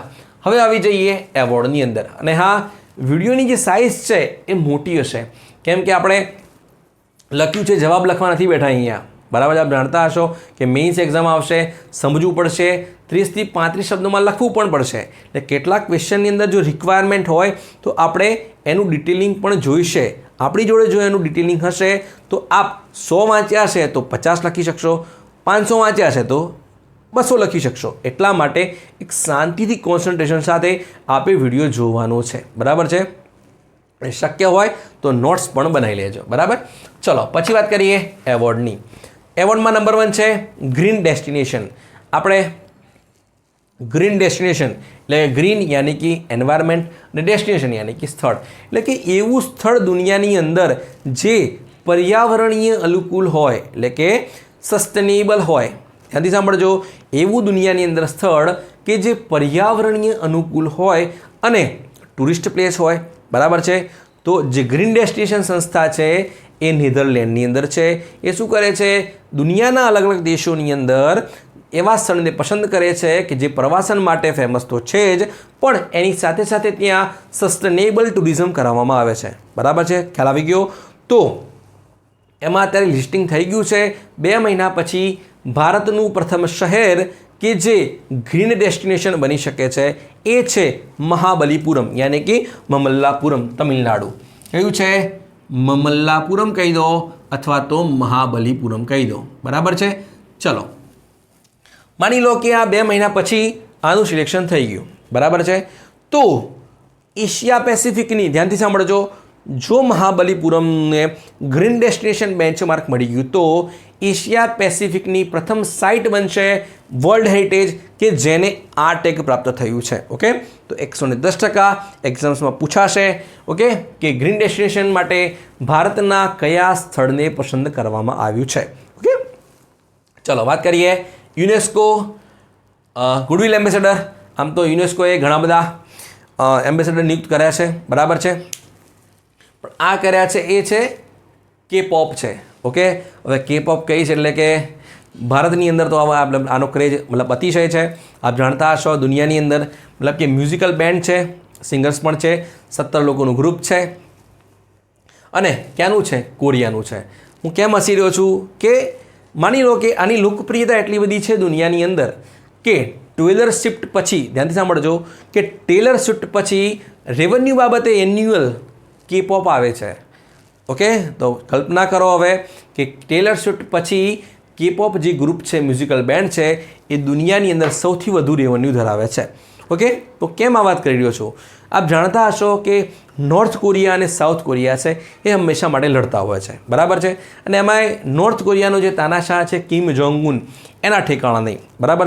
તો હમણાં થોડા સમય પહેલાં શું કરતા હતા ભાઈ? સાઉથ કોરિયાની અંદર બલૂન નાખે. શું નાખે?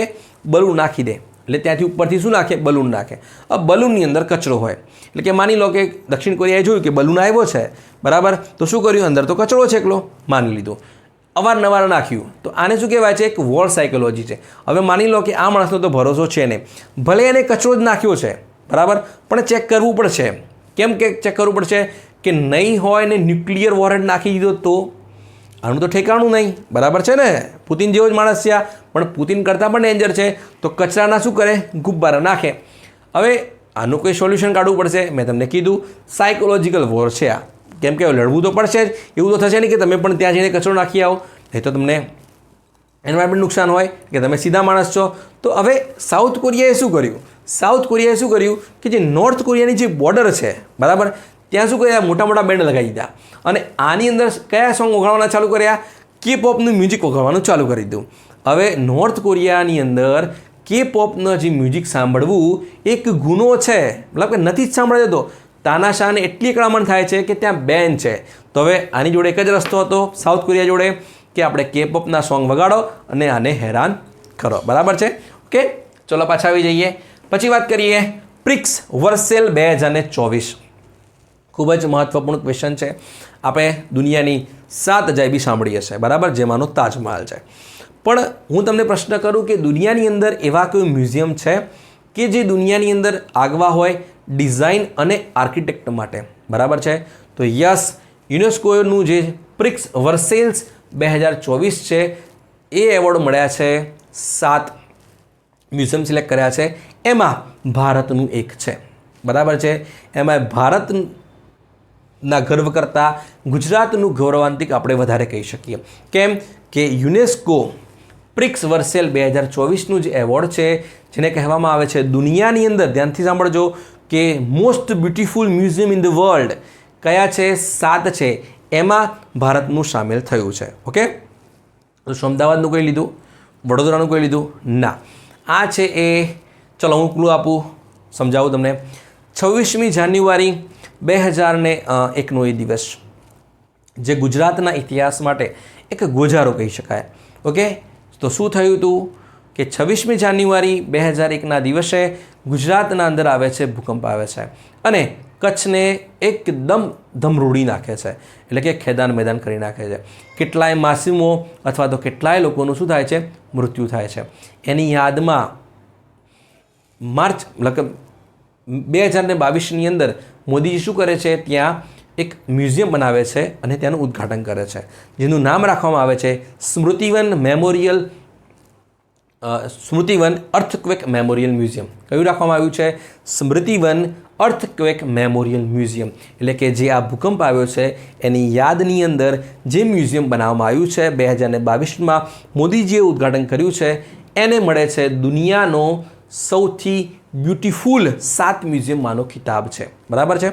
ઓકે, ભુજિયા ડુંગર પણ બનાવવામાં આવ્યું છે અને ત્યાં જે પ્લાન્ટેશન કરવામાં આવ્યું છે 5 લાખ કરતાં મેબી વધારે પ્લાન્ટેશન કરવામાં આવ્યું છે અને એ પદ્ધતિનું નામ છે એ છે મિયાવાકી પદ્ધતિ. કઈ પદ્ધતિ છે? મિયાવાકી પદ્ધતિ, જે જાપાનીઝ છે, બરાબર. ચલો પાછા આવી જઈએ. UNESCO creative cities network. Okay, ખૂબ જ મહત્વપૂર્ણ ક્વેશ્ચન છે, સમજીએ. કયા વર્ષે 31મી ઓક્ટોબર, બરાબર, વર્લ્ડ સિટીઝ ડે, ઓકે, ના દિવસે આપણે સબમિટ કર્યા હતા 2 શહેર, એટલે કે સિટી ઓફ લિટરેચર એટલે કે સાહિત્યનું નગર અને સિટી ઓફ મ્યુઝિક એટલે કે સંગીતનું નગર. સંગીત માટે નોમિનેટ કર્યું હતું આપણે ગ્વાલિયર અને સાહિત્ય માટે એટલે કે સિટી ઓફ લિટરેચર માટે નોમિનેટ કર્યું છે એ છે કોઝિકોડ, બરાબર છે. તો એ સમયે નોમિનેટ કર્યા હતા પણ ફાઇનલ અત્યારે થઈ ગયું છે કે ભારતનું સિટી ઓફ લિટરેચર એ છે કોઝિકોડ, બરાબર છે. કયું છે? કોઝિકોડ.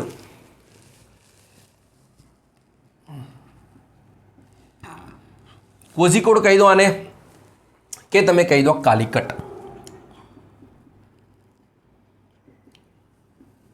એટલે કે ભારતનું પ્રથમ સિટી ઓફ લિટરેચર એટલે કે ભારતનું પ્રથમ યુનેસ્કો દ્વારા એવોર્ડ મળેલ સિટી ઓફ લિટરેચર છે એ કોઝિકોડ છે, એટલે કે કાલિકટ છે.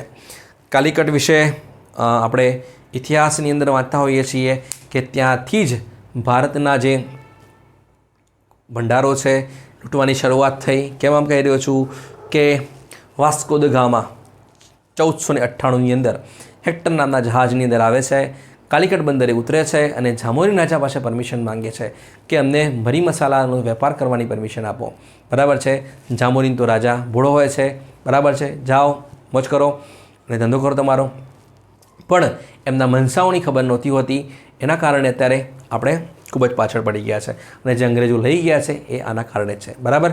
કેમ કે પહેલાં પોર્ટુગીઝ આવ્યા, પછી ડચ આવ્યા, ડેનિશ આવ્યા, પછી અંગ્રેજ આવ્યા અને પછી ફ્રેન્ચ આવ્યા, બરાબર છે. એમાં અંગ્રેજોએ જે સત્તા સંભાળી અને ભારતને રહેશ નહેશ કરી નાખ્યું. બાકી ભારત છે એક સોનાની ચિડિયા હતું, બરાબર છે. આશા રાખીએ કે આપણા મોદીજીનો જે ટાર્ગેટ છે વિકસિત રાષ્ટ્ર 2047 સુધી બની જઈએ આપણે અને એવા દેશોમાં સામેલ થઈ જઈએ, બરાબર. તો ચલો, તો બની ગયું છે કોઝિકોડ, બરાબર. તો આ કેટલામું બન્યું છે? આ 8 શહેર છે, બરાબર. કે ભારતમાં અત્યાર સુધી 8 શહેર છે જેને મળી ચૂક્યું છે યુનેસ્કો ક્રિએટિવ સિટીઝ નેટવર્કની અંદર સ્થાન મળી ગયું છે, બરાબર છે. તો કેટલામાં થશે? હવે 8 થઈ ગયા છે, બરાબર. ચલો હવે માની લો કે જાહેરાત તો યુનેસ્કોએ કરી દીધી, જાહેરાત કરી દીધી કે કોઝિકોડ છે એ ભારતનું પ્રથમ સિટી ઓફ લિટરેચર છે, બરાબર. પણ એક એને સર્ટિફિકેટ તો આપવું પડશે કેમ કે સર્ટિફિકેટ વગર તો ચાલશે નહીં. તો સર્ટિફિકેટ ક્યાં અપાશે?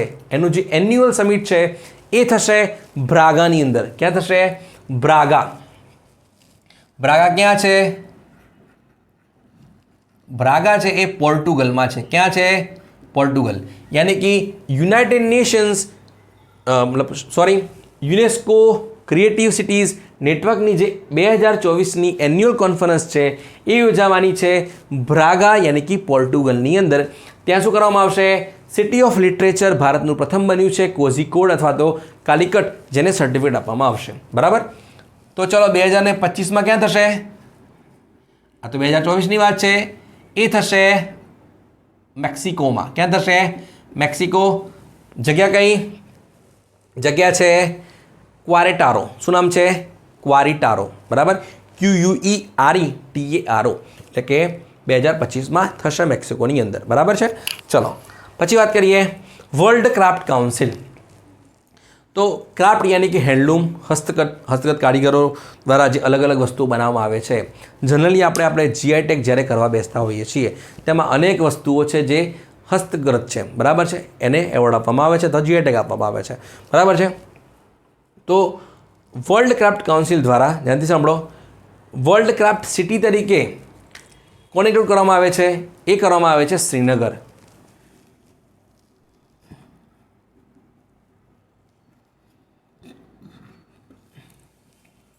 યાની કે ભારતનું વર્લ્ડ ક્રાફ્ટ સિટી કયું છે? એ છે શ્રીનગર છે. તો પ્રશ્ન કરું તો શ્રીનગર શું આ પ્રથમ છે જે ભારતનું વર્લ્ડ ક્રાફ્ટ સિટીઝ બન્યું હોય? ના, એ છે એ ચોથું બન્યું છે. કેટલું બન્યું છે? ચોથું. આના પહેલાં કયા કયા છે? આના પહેલાં છે જયપુર, મૈસૂર અને મમલ્લાપુરમ. ઓકે, આ બની ગયું છે શ્રીનગર ચોથું. તો ત્યાંનું કંઈ ફેમસ છે? યસ, ચાંગથાંગ બકરીમાંથી શું મેળવવામાં આવે છે? પશ્મિના શોલ. ઓકે, તો પશ્મિના શોલ માટે ખૂબ જ પ્રખ્યાત છે. અને હા, એપલ માટે તો ખરું જ છે અને કેસર માટે પણ ખરું જ છે. પણ એ શું છે? ફૂડ આઇટમ્સ છે. આપણે વાત કરીએ છીએ ક્રાફ્ટની વાત કરીએ છીએ. ઓકે, એટલે કે હસ્તગત બનાવટ છે. તો પશ્મિના શોલ યાદ રાખી દેજો તો યાદ રહી જશે. બરાબર.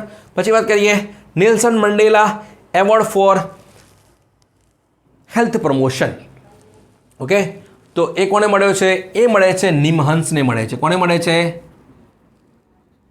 નિમહંસ. મે બી કદાચ તમે પ્રથમવાર સાંભળ્યું હશે આ વસ્તુ. સમજાવો કે કોવિડ આવ્યો ભારતની અંદર અથવા દુનિયાની અંદર, તો કેટલાક લોકોની એક જે મેન્ટલ હેલ્થ છે, બરાબર, એ ખૂબ જ ડાઉન થઈ ગઈ. ઓકે, ભારતમાં પણ એવા બનાવો ઘણા મળ્યા કે છોકરાઓ શું કરે? આત્મહત્યા કરી દે. રીઝન કંઈ પણ હશે, મેન્ટલ હેલ્થ. બરાબર. અને હાર્દિક પંડ્યા મેન્ટલ હેલ્થના શિકાર, મોહમ્મદ શામી મેન્ટલ હેલ્થ, પછી દીપા કર્માકર મેન્ટલ હેલ્થ.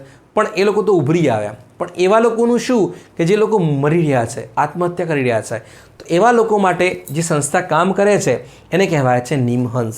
આ સંસ્થા ક્યાં છે? એ સંસ્થા છે બેંગ્લોરમાં છે. કઈ જગ્યાએ છે? બેંગ્લોરમાં. તો શું કામ કરે છે? ધ્યાનથી સાંભળો. National institute of mental health and neuro science, એટલે કે મેન્ટલ હેલ્થ માટે કામ કરતી આ સંસ્થા છે જે બેંગ્લોરમાં છે. એ શું કરે છે? એક ટેલિમાનસ એપ્લિકેશન ગણી લો અથવા તો હેલ્પલાઇન લોન્ચ કરી છે. જો આપને કંઈ સમસ્યા હોય, આપને કંઈ પ્રોબ્લેમ હોય, મેન્ટલ હેલ્થ લાગે કે આપણી ડાઉન થઈ રહી છે, તો આપ આ સંસ્થાનો કોન્ટેક્ટ કરી શકો છો કે નિમહંસનો કોન્ટેક્ટ કરો. તો ત્યાંથી આપને જરૂરી સલાહ સૂચનો મળશે, માર્ગદર્શન મળશે કે આને ઓવરટર્ન કેમ કરવું. બરાબર છે. ચલો. અને હા, WHO દ્વારા આપવામાં આવે છે, વર્લ્ડ હેલ્થ ઓર્ગેનાઇઝેશન દ્વારા. એટલા માટે મહત્ત્વનું છે. બરાબર. પછી વાત કરીએ પેન પિન્ટર પ્રાઇઝ 2024. જે પેન પિન્ટર પ્રાઇઝ છે એ રાઇટર ઓફ અ કરેજ, એટલે કે એવા લેખકોને આપવામાં આવે છે જે એકદમ કરેજ સાથે લખે છે, હિંમતવાન છે. આપણે સાંભળ્યું હશે કે રેમન મેક્સેસે એવોર્ડ આપવામાં આવે છે પત્રકારિતા માટે, કે નીડર પત્રકારિતા કરશે એમને આપવામાં આવશે રેમન મેક્સેસે. પણ જો કોઈ રાઇટર હોય, કંઈ લખી રહ્યા છે, એ ચાહે સરકારની વિરુદ્ધ હોય કે કોઈ લોકની વિરુદ્ધ હોય કે કોઈ ઓર્ગેનાઇઝેશનની વિરુદ્ધ હોય, તો એમને આપવામાં આવે છે પેન પિન્ટર પ્રાઇઝ. કોને કોને આપવામાં આવે છે? UK અથવા તો કોમનવેલ્થ નેશન્સના જે લોકો છે એમને આપવામાં આવે છે. કેમ છે ઇમ્પોર્ટન્ટ? સમજીએ કે આ વર્ષનું જે મળ્યું છે એવા વ્યક્તિને મળ્યું છે. ચલો ક્લુ આપું તમને કે એની વિરુદ્ધ હમણાં જ unlawful activities prevention act 1967 okay, એટલે કે યુએપીએના કાયદા હેઠળ એમના શું કરવાનું છે, પ્રોસિક્યુશન કરવામાં આવ્યું છે કે ધરપકડ કરવામાં આવી છે. તો કોણ છે આ છે એક મહિલા છે, જેવી તેવી મહિલા નથી. આ છે એ બુકર પ્રાઇઝ વિનર મહિલા છે. વિચાર કરો, Booker prize, not international Booker. International Booker છે એ મળ્યું છે જેની એર્પનબેક અને માઇકલ હોફમેનની જે બુક છે કાયરોઝને મળ્યું છે. ઓકે, આપણે વાત કરી રહ્યા છીએ પેન પિન્ટર પ્રાઇઝ મળ્યું છે એ વ્યક્તિની. એ વ્યક્તિ ભારતીય છે, એને મળ્યું છે બુકર પ્રાઇઝ, અને એ પણ એમની પ્રથમ નોવેલ માટે. જસ્ટ ઇમેજિન કે પ્રથમ નોવેલ લખી છે અને બુકર પ્રાઇઝ મળી ગયું. બરાબર છે. તો એ છે અરુંધતી રોય. કોણ છે? અરુંધતી રોય. શું નામ છે? અરુંધતી રોય. ઓકે, તો કઈ બુક હતી? The God of small things. કઈ હતી? The God of small thing એમની પ્રથમ નોવેલ છે, એના માટે મળ્યું હતું બુકર પ્રાઇઝ. ઓકે, તો કેમ ઇમ્પોર્ટન્ટ છે સમજાવું. તો હવે એમની ધરપકડ થઈ તો united nations high commissioner for human rights Volker તુર્કે કીધું કે તમે શું કરો કે જેટલા પણ કેસ કર્યા છે તમે પાછા લઈ લો. બરાબર છે, અને એમને શું કરો? રિહા કરી દો. ઓકે, તો અમને પકડ્યા કેમ? આમના ઉપર કેસ કેમ કર્યો? આમની ધરપકડ કેમ કરવામાં આવી? તો એટલા માટે કરવામાં આવી કે વાત છે 2010ની. ઓકે, 2010ની અંદર દિલ્હીની અંદર કોઈ કોન્ફરન્સમાં હતા અરુંધતી રોય. ઓકે, મેં તમને કીધું એ પ્રમાણે કે કરેજ ઓફ રાઇટર્સ, કે હિંમત જોઈએ તમને લખવા માટે, તો એને આપવામાં આવશે પેન પિન્ટર. તો એમને શું કર્યું? એવું તે દલીલ કરી અથવા તો એવી મતલબ કે વાત કહી, બરાબર છે, જે આપણી સોવરેનિટી પર અસર કરે છે. તો એમને શું કીધું? એમને કીધું કે Kashmir has been never integral part of આ ઇન્ડિયા. એટલે કે કાશ્મીર એ ક્યારેય ભારતનું એ અભિન્ન અંગ અથવા તો ભાગ નહોતું. વિચાર કરો, આવી વસ્તુ કરી છે, આવી વસ્તુ કીધી છે, તો એના માટે શું કરે છે? ત્યાં કોઈ કમ્પ્લેન કરે છે અથવા તો એફઆઈઆર નાખે છે, અને એના કેસ ઉપરથી શું કરે છે? એમને પ્રોસિક્યુશન લેવામાં આવ્યા છે. ઓકે, આશા રાખીએ કે આપને ખબર પડી ગઈ હશે. હવે વાત કરીએ આપણે બુકર અને ઇન્ટરનેશનલની બુકરની વાત કરી. એટલે કે આપણે શેની વાત કરી રહ્યા હતા? બુક્સની વાત કરી રહ્યા હતા. ઓકે, યુપીએસસીની અંદર મેં એક બુક ઇન્ક્લુડ કરી હતી જેનું નામ છે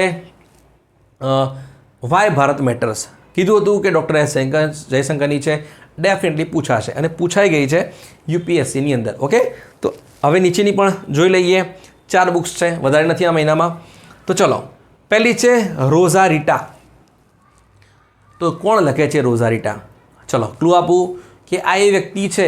આ વ્યક્તિને પણ 3 વખત એમની નોવેલ માટે બુકર પ્રાઇઝ માટે નોમિનેટ થયા છે. ઓકે, વિચાર કરો, ભારતના કોઈ લેખક હોય, બુકર પ્રાઇઝ માટે નોમિનેટ હોય, અને જ્યારે કોઈ કિતાબ લખે છે, બુક્સ લખે છે, તો ડેફિનેટલી આવવાના ચાન્સીસ છે. ઓકે, તો કઈ લખી છે એમને? સોરી, કોને લખી છે? એ લખી છે અનિતા દેસાઈ. કોણ લખે છે? અનિતા દેસાઈ.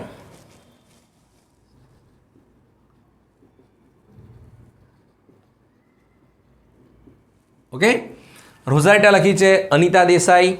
10 વર્ષ પછી લખી છે. કેટલા વર્ષ પછી? 10 વર્ષ પછી લખી છે. બરાબર. પછી વાત કરીએ ગુજરાત અંડર મોદી, એટલે કે મોદીના નીચેનું ગુજરાત. ઓકે, તો કોણ લખે છે? આપણે ઓપ્શન માત્ર નામ આપી દેશે. કોઈ ભારતીય ઓથરનું તો આપને લાગશે કોઈ ભારતીય લખશે.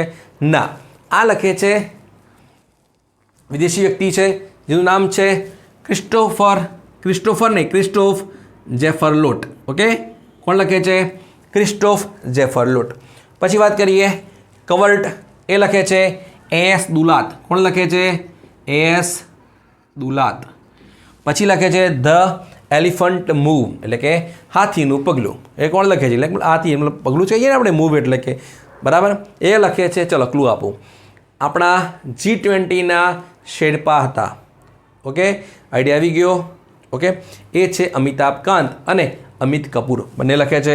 G20 શેરપા કોણ હતા? અમિતાભ કાંત.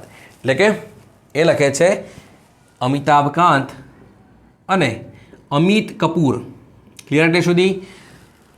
ચલો, એ બાકી હવે એપોઇન્ટમેન્ટ એવોર્ડ. હા, ક્લિયર છે એટલે સુધી? અને હા, વિડીયોની સાઇઝ મે બી લાંબી જશે, તો શાંતિ તમારે કોન્સન્ટ્રેશન સાથે જોવાનો છે. બધા ક્વેશ્ચન મોસ્ટ ઇમ્પોર્ટન્ટ છે. આપને ડેફિનેટલી દરેક પરીક્ષાઓમાં શોર્ટ જોવા મળશે. ક્લિયર એટલે સુધી?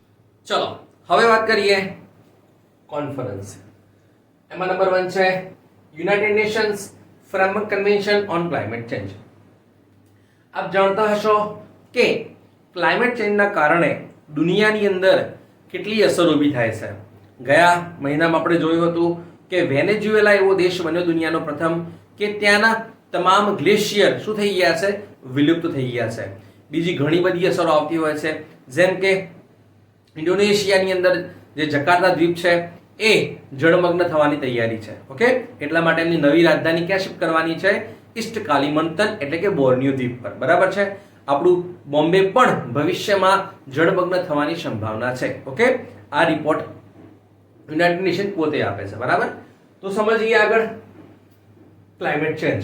બરાબર, તો UNFCCC ની જે બેઠક યોજાય છે એમાં વિશ્વના જે તમામ નેતાઓ છે એ આવતા હોય છે ત્યાં, અને આવનારા વર્ષોની અંદર આપણે ક્લાઇમેટ ચેન્જ માટે શું કરી શકીએ, શું એજન્ડા નક્કી કરી શકીએ. ઓકે, તો એની વાતો થતી હોય છે, એજન્ડા ફિક્સ કરવામાં આવતા હોય છે. બરાબર છે, જે આપ જાણતા હશો. તો એની જે COP 29 છે એ ક્યાં થશે? એ થશે બાકુમાં. ક્યાં થશે?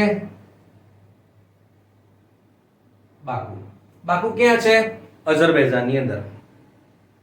તો UNFCCC ની ઓછામાં ઓછી 5-6 જેવી બેઠકો તમને ખબર હોવી જ જોઈએ. ચલો સમજીએ. તો united Nations framework convention on climate change COP 26 એ આપણા માટે ખૂબ જ મહત્વની છે. કેમ કે COP 26 યોજાઈ હતી સ્કોટલેન્ડના શહેર ગ્લાસગોની અંદર. ત્યાં આપણા મોદીજી પંચ અમૃત એક્શન પ્લાન આપે છે, જેના અંતર્ગત આપણે ભારતને નેટ ઝીરો બનાવવાનું છે 2070 સુધી, અને બીજા 4 લક્ષ્યો નક્કી કર્યા છે. બરાબર. COP 27 ક્યાં થઈ? શર્મ અલ શેખ ઇજિપ્તની અંદર. COP 28 દુબઈની અંદર. તો દુબઈની અંદર જ્યારે COP 28 થઈ ત્યારે મોદીજીએ એમ કીધું કે અમે એટલે કે ભારત 2028 ની COP 33 ની આગેવાની અથવા તો યજમાની કરવા માટે તૈયાર છે. આપણે દાવેદારી નોંધાવી છે. બરાબર છે. તો COP 29 ક્યાં થશે? બાકુમાં. 28 ક્યાં થઈ? દુબઈની અંદર. બરાબર. તો 29 બાકુ. તો આવનારા વર્ષે ક્યાં થશે? એટલે કે COP 30 એ થશે બ્રાઝિલની અંદર. COP 31 ઓસ્ટ્રેલિયા વાત કરી રહ્યું છે કે અમે યજમાની કરશું. બરાબર. COP 32 નું વાર છે, પણ આપણે દાવેદારી નોંધાવી છે એ જ કઈ શેના માટે છે? COP 33 માટે 2028 માં. ક્લિયર અત્યાર સુધી? ચલો હવે વાત કરીએ SCO અને G7. આ વર્ષે આ બે સમિટ યોજાઈ ગઈ છે, જે આપ જાણતા હશો. બરાબર. બીજી જે છે ક્વાડ, બ્રિક્સ, G20, બિમસ્ટેક અને શાર્ક એ બાકી છે, એ વર્ષના એન્ડિંગમાં થશે. બરાબર. તો આના આપણે અત્યારના લોકેશન યાદ રાખીશું, અને SCO અને G7 ના આવનારા વર્ષોમાં પણ ક્યાં યોજાશે એની પણ જાણકારી મેળવીશું. બરાબર. તો ચલો શરૂઆત કરીએ SCO.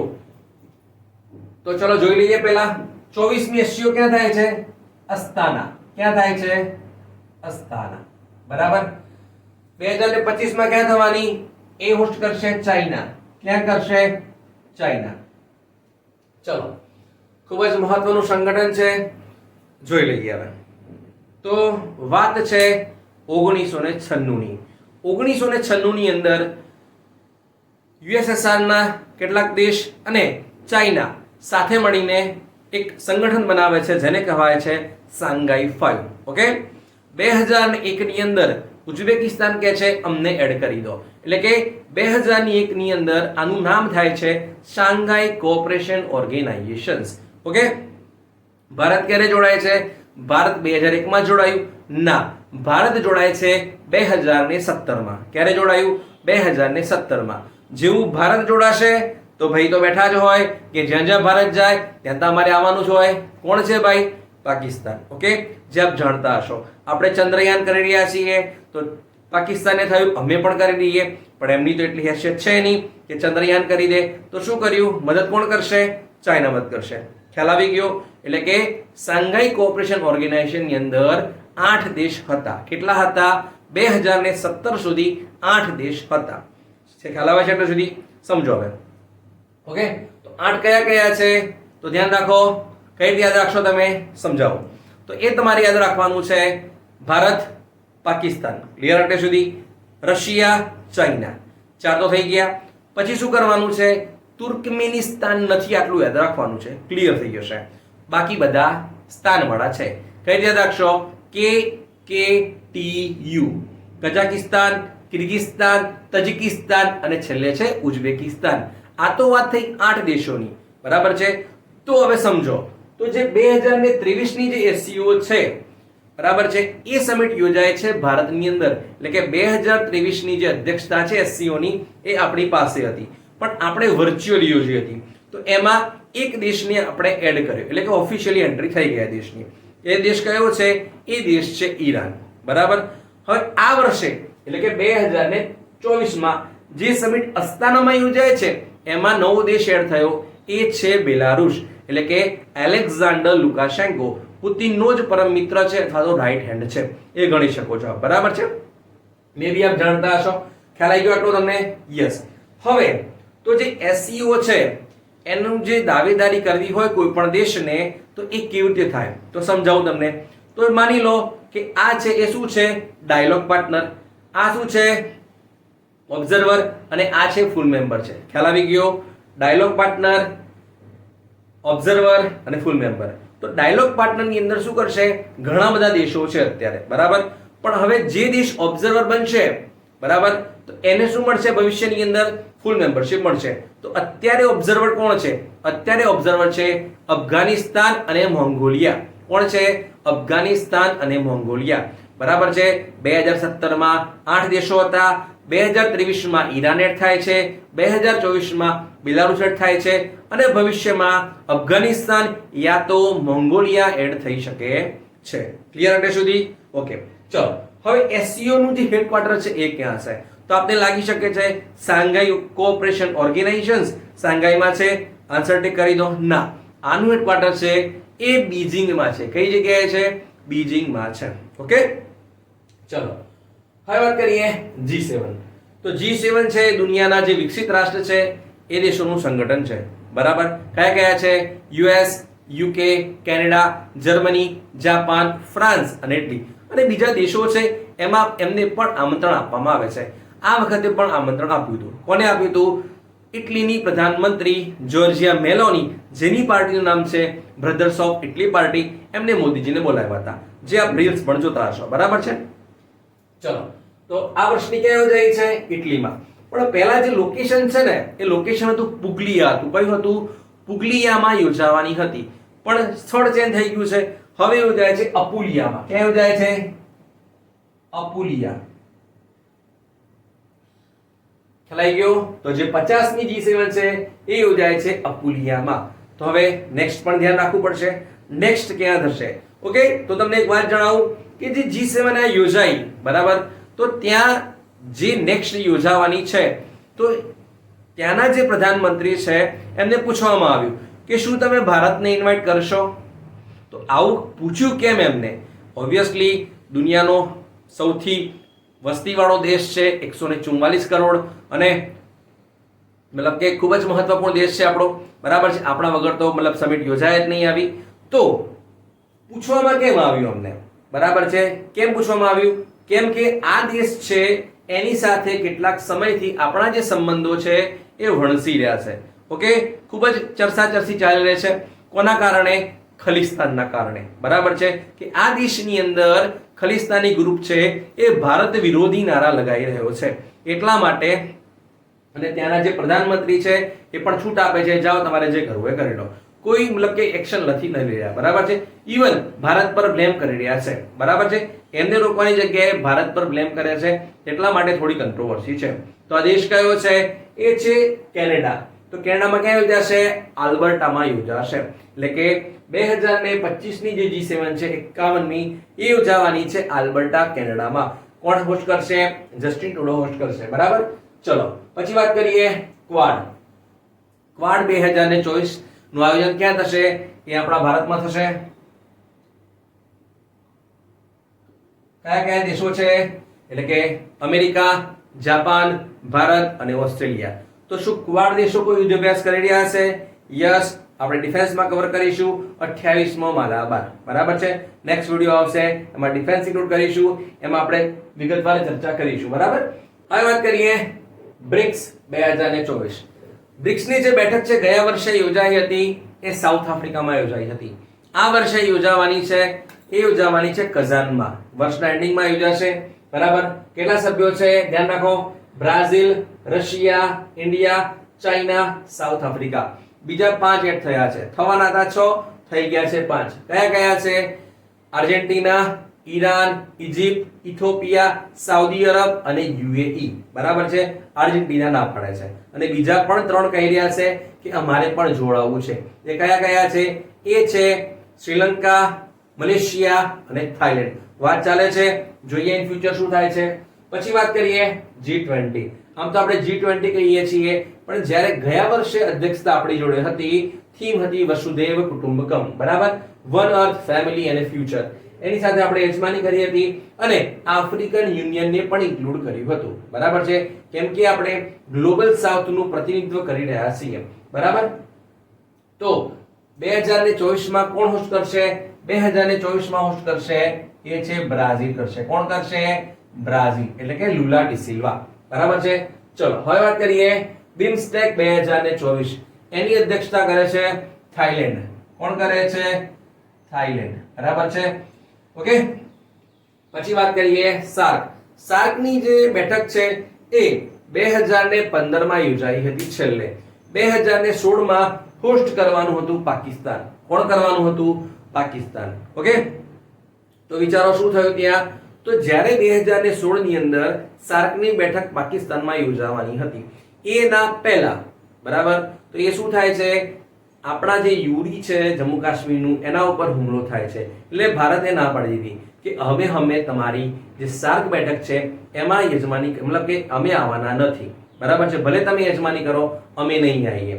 તો પાકિસ્તાન વાળાએ આપણને કીધું કે કામ કરો, તમે ના આવો વાંધો નહીં, તો શું કરો તમે? ખાલી વર્ચ્યુઅલી મોદીજીને કીધું કે તમે હાજરી આપી દો. બરાબર છે. આપણે ના પાડી દીધી કે અમે તમારા દેશની અંદર ચેમ્પિયન્સ ટ્રોફી માટે જો ક્રિકેટરને નથી મોકલતા તો મોદીજીની તો દૂરની વાત છે, તમારે ખાલી વિચારવું જ રહ્યું, અમે આવવાના નથી. બરાબર છે. એટલા માટે કોન્ટ્રોવર્સી છે. બરાબર. હવે સમજી લઈએ બિમસ્ટેક અને સાર્ક. બરાબર. હવે થોડું સ્ટેટિક પણ જોઈ લઈએ. બિમસ્ટેક પૂછાય હેડક્વાર્ટર ક્યાં છે? ઢાકામાં. ફોર્મેશન ક્યારે થયું? 1997 માં. સાર્ક હેડક્વાર્ટર ક્યાં છે? કાઠમંડુમાં. ફોર્મેશન 1985 માં. ક્લિયર આટલે સુધી? હવે દેશોમાં આપણને કન્ફ્યુઝન હોય છે ને આવું? તો ચલો જોઈ લઈએ. તો સાર્ક થી ચાલુ કરીએ. સાર્ક યાની કે માની લો કયા કયા છે? South Asian association of regional cooperation. શું છે? South Asian association of regional cooperation. Clear આટલે સુધી? ચલો દેશો કેટલા છે તો તમારે શું બોલવાનું છે? આ રીતે તમારે યાદ રાખવાનું છે. શું પહેલા લો? પહેલા ભારત લઈ લો, પછી નીચે શ્રીલંકા અને પછી નીચે માલદીવ. 3 થઈ ગયા લાઈનમાં. ઓકે. હવે 3 મુસ્લિમ ડોમિનન્ટ, પાકિસ્તાન, બાંગ્લાદેશ અને અફઘાનિસ્તાન. 6 થઈ ગયા. બરાબર. બીજા તમારે 2 એડ કરવાના છે, એ છે નેપાલ અને ભૂતાન. ક્લિયર થઈ ગયા 8. હવે 8 તો થઈ ગયા. એ કોના થઈ ગયા? સાર્કના થઈ ગયા. બરાબર છે. હવે 8 માંથી 3 માઈનસ કરી દો. બરાબર છે. કયા કયા માઈનસ કરશો? પાકિસ્તાનને કાઢી નાખો, અફઘાનિસ્તાનને કાઢી નાખો અને માલદીવને કાઢી નાખો.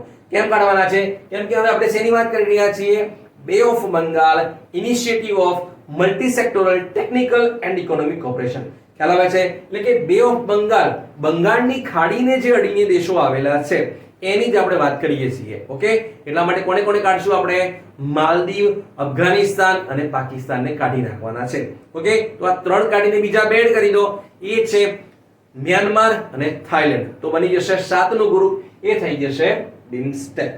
ક્લિયર એટલું સુધી? આ રીતે યાદ રાખજો તો વાંધો નહીં આવે, તો કન્ફ્યુઝ પણ નહીં થવાય તમારે. બરાબર છે. ચલો હવે ખૂબ જ અગત્યનું છે, મોસ્ટ આઈએમપી છે, આપને દરેક પરીક્ષામાં જોવા મળશે આ. તો શું છે મુદ્દો સમજીએ. તો પહેલા તો સમજો ફાઇનાન્શિયલ એક્શન ટાસ્ક ફોર્સ નું જે સેશન છે એ યોજાયું ક્યાં? તો એ યોજાય છે સિંગાપુરમાં. ક્યાં યોજાય છે? સિંગાપુરમાં. ઓકે. આટલું ક્લિયર છે? તો મેં તમને કીધું ઇમ્પોર્ટન્ટ છે, પૂછાશે. બરાબર છે. કેમ? તો પહેલા તો સમજો ફાઇનાન્શિયલ એક્શન ટાસ્ક ફોર્સ જેનું હેડક્વાર્ટર છે પેરિસની અંદર. સ્થાપના ક્યારે થઈ? 1889 ની અંદર. ભારત સદસ્ય ક્યારે બન્યું છે? 2010 ની અંદર. વિરાટ સુધી? ચલો તો આનું કામ શું છે? તો ફાઇનાન્શિયલ એક્શન ટાસ્ક ફોર્સ છે આ. એટલે કે દુનિયાની અંદર એવા દેશો કે જે ટેરર ફંડિંગ, મની લોન્ડરિંગ કરી રહ્યા છે એના ઉપર એક વોચડોગ રાખતી સંસ્થા છે, એટલે કે તપાસ કરશે કે કયા દેશની અંદર આતંકવાદ ને પ્રોત્સાહિત કરતી કામગીરી થઈ રહી છે અથવા તો એ લોકોને ફંડિંગ થઈ રહ્યું છે, આના ઉપર કામ કરતી સંસ્થા છે. બરાબર છે.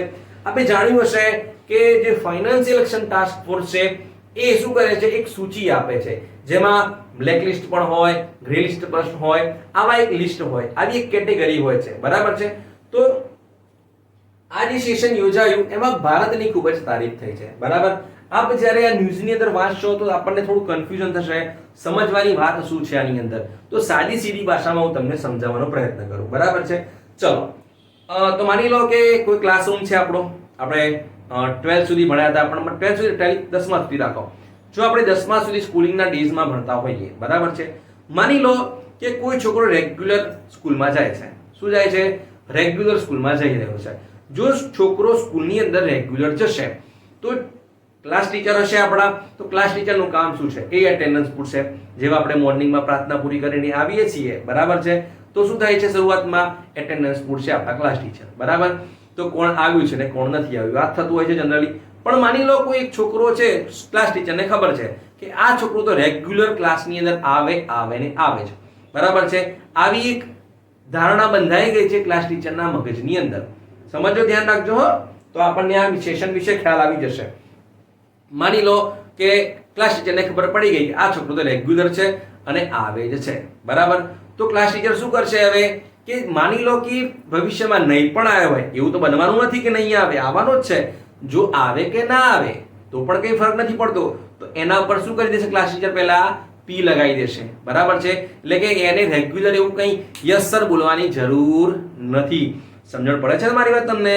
કે જે છોકરો ડેલી ક્લાસની અંદર આવતો હોય એને રેગ્યુલર યસ સર બોલવાની કોઈ જરૂર નથી.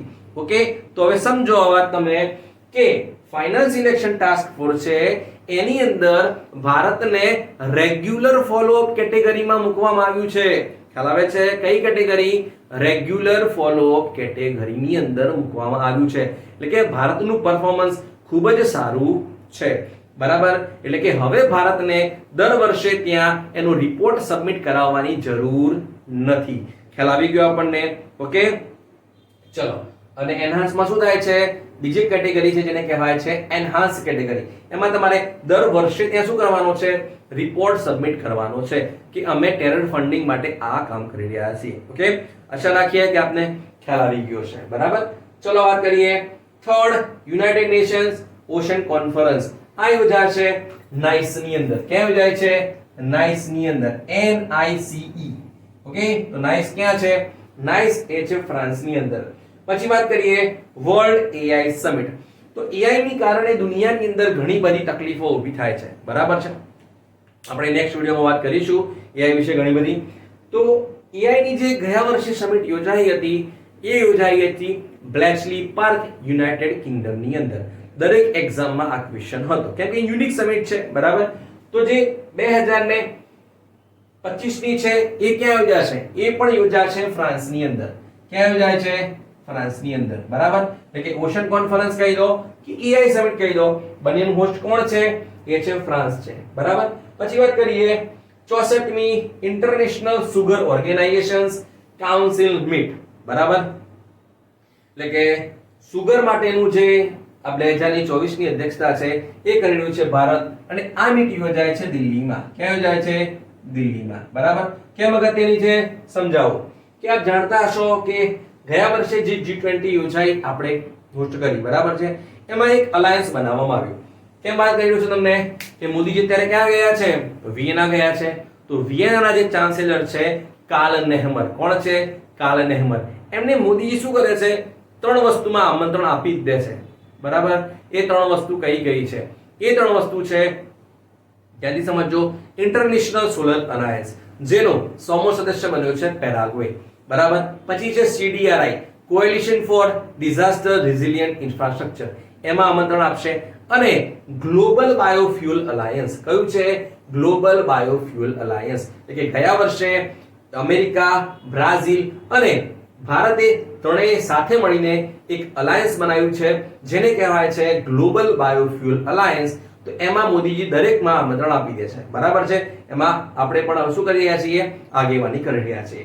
તો બાયોફ્યુઅલ એટલે શું? કે બાયોફ્યુઅલ એટલે કે એવું ફ્યુઅલ કે જે વેસ્ટેજમાંથી બનાવવાનું છે. તો જ્યારે સુગરનું પ્રોડક્શન થાય છે તો ત્યારે બાય પ્રોડક્ટ આપણે શું એમાંથી મેળવીએ છીએ? ઇથેનોલ મેળવીએ છીએ. શું મેળવીએ છીએ? ઇથેનોલ મેળવીએ છીએ. અને આપણે શું કરવાનું છે? 2025 સુધી પેટ્રોલની અંદર ઇથેનોલ ઉમેરવાનું છે. બરાબર. કેટલા ટકા ઉમેરવાનું છે? 20% ઉમેરવાનું છે. કેટલા ટકા? 20%. અત્યારે હાલ કેટલા ટકા છે? હાલ 12% આપણે એચીવ કર્યું છે. 20% આપણે એચીવ કરવાનું છે 2025 સુધી. ખ્યાલ આવી ગયો આપણને? એટલા માટે મહત્વની વાત છે. ચલો પછી વાત કરીએ સેકન્ડ આઈસીટી મીટ. ઓકે, આ ક્યાં યોજાય છે? આ પણ યોજાય છે દિલ્હીની અંદર. ઓકે, આ પણ ખૂબ જ મહત્વની છે. તો શું મોદીજી યોજી હતી? ના, આ હતી એનએસએ લેવલ એટલે કે નેશનલ સિક્યુરિટી એડવાઇઝર. અજીત ડોવાલે હોસ્ટ કરી હતી. કયા દેશ સાથે પણ? ઓકે, હોસ્ટ તો કરીશું. દુનિયાના બધા દેશ આવી ગયા હતા? ના, બધા નહોતા આવ્યા. ખાલી અમેરિકાના જે એનએસએ છે જેક સુલિવન એ ભારત આવ્યા હતા અને એમને વાત કરી હતી. તો મુદ્દો શું છે સમજાવું તમને. તો 2022 ની વાત છે. 2022 ની અંદર ક્વાડનું આયોજન થાય છે ટોક્યોની અંદર. ક્યાં થાય છે? ટોક્યોની અંદર. ત્યાં મોદીજી ગયા હતા. ક્વાડના તો આપણે સભ્ય છીએ, જવું તો પડશે જ. મોદીજી ત્યાં ગયા.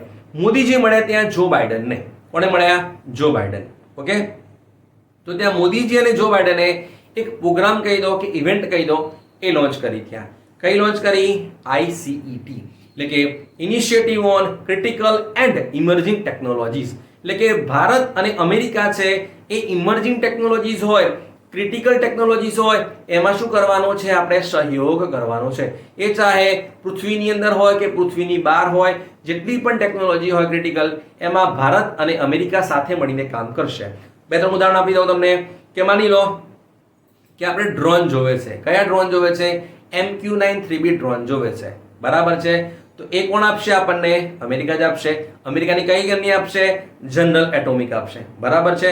પછી બીજી વસ્તુ કે GE F414 જેટ એન્જિન પણ આપણે જોવે છે. એ કોણ આપશે આપણને? અમેરિકા આપશે. પણ કંપની કઈ? જનરલ ઇલેક્ટ્રિક કંપની આપશે. બરાબર છે. અને સ્ટ્રાઇકર તોપ છે એ પણ આપણને અમેરિકા આપશે. બરાબર છે. અને બીજી વસ્તુ કે NISAR, NASA, ISRO synthetic aperture radar એ પણ આપણે શું કરી રહ્યા છીએ? આવતા વર્ષે લોન્ચ કરી રહ્યા છીએ. ખ્યાલ આવી ગયો? એટલે કે આ અલગ અલગ જે ડિફેન્સ ક્ષેત્ર હોય કે સ્પેસ કોલેબોરેશન હોય તો ભારત અને અમેરિકા સાથે મળીને કામ કરશે. એના માટેની જે ઇવેન્ટ છે એને કહેવાય છે આઈસીઈટી એટલે કે initiative on critical and emerging technologies. Okay, I hope કે આપને ખ્યાલ આવી ગયો હશે. બરાબર છે. ચલો પછી વાત કરીએ વર્લ્ડ એન્વાયરમેન્ટ ડે. એટલે કે વર્લ્ડ એન્વાયરમેન્ટ ડે જનરલી જો સમજો કે ડેઝ આપણે જનરલી વધારે હું કવર નથી કરતો. નહીં તો માની લો કે મહિનાની અંદર 28 થી 30 દિવસ હોય તો બધા આપણે લખી દઈએ. તો એમાં શું થશે તમને સમજાવું કે પર્ટિક્યુલર ડેઝ યાદ રાખવો પડશે. ક્યારથી ચાલુ કરીએ એ યાદ રાખવો પડશે. કેટલામો કરીએ એ યાદ રાખવો પડશે. થીમ હોય એ યાદ રાખવો પડશે. અને એના જોડે જોડાયેલું ઓર્ગેનાઇઝેશન પણ યાદ રાખવું પડશે. બરાબર છે. તો અલગ બંધારણની ચોપડી બની જશે. જો 365 દિવસ કરવા ગયા આ બધું તો બંધારણની અલગ ચોપડી ચાલુ થઈ જશે. એના કરતાં બેટર છે કે આપણે અનુચ્છેદ બધા કરી લઈએ, ડેઝને સાઈડમાં રહેવા દઈએ. તો જેટલો પણ સિલેબસ આપણે આવે છે એક્સમાં 30 માર્ક્સનું હોય કે 40 માર્ક્સનું હોય એ બધું આપણે ક્લિયર કરી શકીએ છીએ. પણ ડેઝ એવા જ કરવાના છે જે ભારત માટે ખૂબ જ ઇમ્પોર્ટન્ટ હોય, પ્રથમ વાર શરૂ થયા હોય. અને બીજી વસ્તુ કે એક્ઝામ હોય એ મહિનો અને એનાથી એક મહિનો આગળના આટલા ડેઝ કરવાના છે. બરાબર છે. 365 નું લિસ્ટ નથી બનાવવાનું આપણે. બરાબર છે. ચલો વાત કરીએ તો 1973 થી જ્યારથી આ ડેઝ મનાવવામાં આવે છે ત્યારથી લઈને અત્યાર સુધી વેસ્ટ એશિયાની અંદર આનું આયોજન એક જ વાર થયું છે. કેટલી વાર? એક જ વાર. તો બીજી વાર આનું આયોજન થાય છે એ થાય છે ક્યાં થાય છે? ચલો ક્લુ આપો. આ એ જ છે કે જે અત્યારે ખૂબ જ કન્ટ્રોવર્શિયલ છે. કોને લઈને? ફીફાને લઈને. તો 2034 ની અંદર ફીફા વર્લ્ડ કપનું જે આયોજન થવાનું છે એ આ જ દેશની અંદર થવાનું છે. ખ્યાલ આવે છે? આઈડિયા આવ્યો? ના. ચલો બીજો ક્લુ આપું તમને, ચલો આ દેશની અંદર નિયોમ નામનું શહેર બને છે, આઈડિયા આવ્યો ના? તો ચલો એ દેશ છે સાઉદી અરબ. કયો છે? Saudi Arab. ઓકે, ખ્યાલ આવી ગયો? તો વર્લ્ડ એન્વાયરમેન્ટ ડે વેસ્ટ એશિયાની અંદર બીજી વાર યોજાવાનું છે. કેટલી વાર? બીજી વાર, મતલબ યોજાઈ ગયું છે. ઓકે, 5મી જૂન. ઓકે, ચલો ઇન્ટરનેશનલ યોગા ડે, બરાબર? આ તો તમારે કરવા જ પડશે. કેમ? સમજાવો. તો જ્યારે મોદીજી 2014 ની અંદર વડાપ્રધાન બન્યા, બરાબર, તો સપ્ટેમ્બર મહિનાની અંદર જનરલી યુનાઇટેડ નેશન જનરલ એસેમ્બલીની કાઉન્સિલ યોજાય છે, બેઠક યોજાય છે. તો મોદીજી ત્યાં ગયા, તો ત્યાં એમને પ્રસ્તાવ રાખ્યો 2014માં જ કે શું કરવાનું છે કે 21મી જૂનનો દિવસ તમે શું કરી દો, ઇન્ટરનેશનલ યોગા ડે તરીકે ઓબ્ઝર્વ કરો, બરાબર? મોદીજીએ કહી દીધું. ઓકે, તો 2015 થી આપણે મનાવીએ છીએ ઇન્ટરનેશનલ યોગ ડે 21મી જૂન. કેમ? કે વર્ષનો સૌથી લાંબો દિવસ છે. ક્લિયર એટલે સુધી? ચલો, તો કેટલામો છે અત્યારે? અત્યારે છે 2024માં 10મો છે. કેટલામો છે? 10મો ઇન્ટરનેશનલ યોગા ડે છે. ક્લિયર એટલે સુધી? ચલો, થીમ શું છે? થીમ છે yoga for self and society. Okay, ચલો ઇન્ટરનેશનલ યોગા ડે, બરાબર, એનું નેશનલ સેલિબ્રેશન ક્યાં થયું? સેલિબ્રેશન પણ થયું છે ને, એ થાય છે શ્રીનગરની અંદર. ક્યાં થાય છે? શ્રીનગરની અંદર. ગુજરાત લેવલનું આયોજન ક્યાં થયું? સ્ટેટ લેવલનું એ થાય છે નડાબેટ, એટલે કે બનાસકાંઠા. ક્યાં થાય છે? બનાસકાંઠા. ઓકે, આઈ હોપ કે આપણે ક્લિયર આવી ગયું હશે, બરાબર છે? ચલો હવે વાત કરીએ રેન્ક. ઓકે, રેન્ક પણ ખૂબ જ મહત્વના છે, આપને એક્ઝામ્સમાં શોર્ટ આવે છે રેન્ક. તો પહેલી વાત કરીએ SIPRI, Stockholm international peace research institute. Okay, જે સિપ્રી છે એ દુનિયાની અંદર જે રીતે FATF છે એ મની લોન્ડરિંગ ઉપર કામ કરે છે, એ જ રીતે જે સિપ્રી છે એ કયા દેશની અંદર defence productions, defence manufacture, export, import અથવા તો કંઈક ન્યુક્લિયર વોરહેડ બનાવી રહ્યા છે એના ઉપર ખૂબ જ ધ્યાન રાખતી સંસ્થા છે. ઓકે, ખૂબ જ મહત્વપૂર્ણ રિપોર્ટ છે આ. તો સમજીએ શું છે આ. તો ભારતના પર્સપેક્ટિવ ખૂબ જ ઇમ્પોર્ટન્ટ છે, કેમ કે ભારત પાસે ન્યુક્લિયર વોરહેડ કેટલા છે. ઓકે, આપ જાણતા હશો કે આવનારો જે સમય છે એ માની લો કે કોઈ પણ દેશ જોડે માની લો કે ન્યુક્લિયર વોરહેડ નથી, એ દેશ મતલબ કે એનું જે ડિફેન્સ છે એટલું વીક પડી જાય. તો ન્યુક્લિયર પણ આપણે શું કરવું પડશે? બનાવવું પડશે. પણ આપણી પોલિસી છે નો ફર્સ્ટ યુઝ. કઈ છે? નો ફર્સ્ટ યુઝ. તો ભારત પાસે છે 172. કેટલા છે? ભારત પાસે છે 172. કેમ હું તમને કહી રહ્યો છું આંકડો મહત્વનો છે? એની રીઝન? યસ, મહત્વપૂર્ણ રીઝન છે આના પાછળ. કેમ? કેમ કે 2000 ને મતલબ ગયા વર્ષે હતા 164, અત્યારે થઈ ગયા છે 172. તો આપણે કોને ઓવરટેક કર્યું? આપણે ઓવરટેક કર્યું છે પાકિસ્તાનને. કોને ઓવરટેક કર્યું? પાકિસ્તાનને. તો આપણે મગજમાં સ્વાભાવિક આવે કે પાકિસ્તાનને ઓવરટેક કર્યું એમાં શું છે? ઓકે, આપણે તો પાકિસ્તાનને દરેક વસ્તુમાં ઓવરટેક કરીએ જ છીએ. ઓકે, તો આમાં આટલી બધી મેજર ન્યૂઝ શું છે? તો સાંભળો, પાકિસ્તાનને ભારતે 1999 પછી પ્રથમ વાર ઓવરટેક કર્યું છે ન્યુક્લિયર વોરહેડ માટે. ઓકે, ઓકે, એટલા માટે ઇમ્પોર્ટન્ટ છે કે પાકિસ્તાનને પાસે છે 170 અને આ વર્ષે આપણી પાસે છે અત્યારે 172, કે પાકિસ્તાન કરતા 2 વધારે છે. પાકિસ્તાનને 1999 પછી આપણે પ્રથમવાર ઓવરટેક કરી રહ્યા છીએ, એટલા માટે આપણા માટે મહત્વપૂર્ણ છે. ક્લિયર આવી ગયો આપણને? ઓકે, હવે વાત કરીએ એનર્જી ટ્રાન્ઝિશન ઇન્ડેક્સ. તો કોઈ પણ દેશની અંદર એનર્જી બાબતે કેટલું પરિવર્તન આવી રહ્યું છે એ દર્શાવતો આ સૂચકાંક છે. તો કેમ મહત્વનો છે સમજીએ છીએ. આપ જાણતા હશો કે દુનિયાની અંદર અત્યારે જેટલું પણ આપણે એનર્જી પ્રોડક્શન છે એટલે કે વીજળી ઉત્પાદન કરીએ છીએ એ શું છે? ફોસિલ ફ્યુઅલ્સ બેઝ છે. એટલે કે આપણે શું કરીએ છીએ? જીવાશ્મ ઈંધણ વાપરીએ છીએ. તો જીવાશ્મ ઈંધણ છે એ તો કરોડો વર્ષો પહેલા બનેલા છે, તો એના ભંડારો પણ ખૂટી જવાના છે. તો આપણે શું એવું કરી શકીએ કે રિન્યુએબલ એનર્જી તરફ જવાનું છે? યસ. તો રિન્યુએબલ એનર્જીની વાત કરતા હોઈએ તેમાં કઈ કઈ મેજર છે?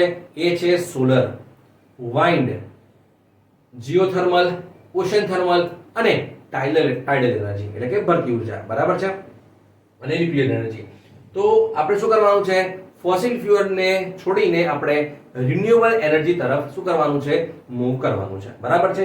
તો કયા દેશની અંદર ઝડપથી એનર્જી ટ્રાન્ઝિશન થઈ રહ્યું છે, કયો દેશ ઝડપથી રિન્યુએબલ એનર્જી તરફ આગળ વધી રહ્યો છે, એ દર્શાવતો જે સૂચકાંક છે એને કહેવાય છે એનર્જી ટ્રાન્ઝિશન ઇન્ડેક્સ. એ કોણ આપે છે?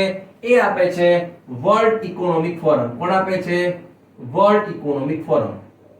જેનું હેડક્વાર્ટર છે કોલોન, સ્વિટ્ઝરલેન્ડ ની અંદર. જેના એક્ઝિક્યુટિવ ડિરેક્ટર કોણ હતા? ક્લોઝ શ્વાબ. એમણે શું કર્યું છે? એક્ઝિક્યુટિવ પદેથી રાજીનામું આપ્યું છે. હવે એપોઇન્ટમેન્ટમાં આપણે ભવિષ્યમાં કરવું પડશે. ચલો, નંબર 1 દેશ છે સ્વીડન. બીજા નંબરમાં છે ડેનમાર્ક. કયો છે? ડેનમાર્ક, જેને શું કહેવાય છે? પવનનો દેશ કહેવામાં આવે છે. ચલો, ભારતનો શું ઇન્ડેક્સ છે? ભારતનો છે 63. કેટલો છે? 63. ચલો, વાત કરીએ ગ્લોબલ જેન્ડર ગેપ ઇન્ડેક્સ. ખૂબ જ મહત્વપૂર્ણ છે, ધ્યાનથી સમજવું પડશે.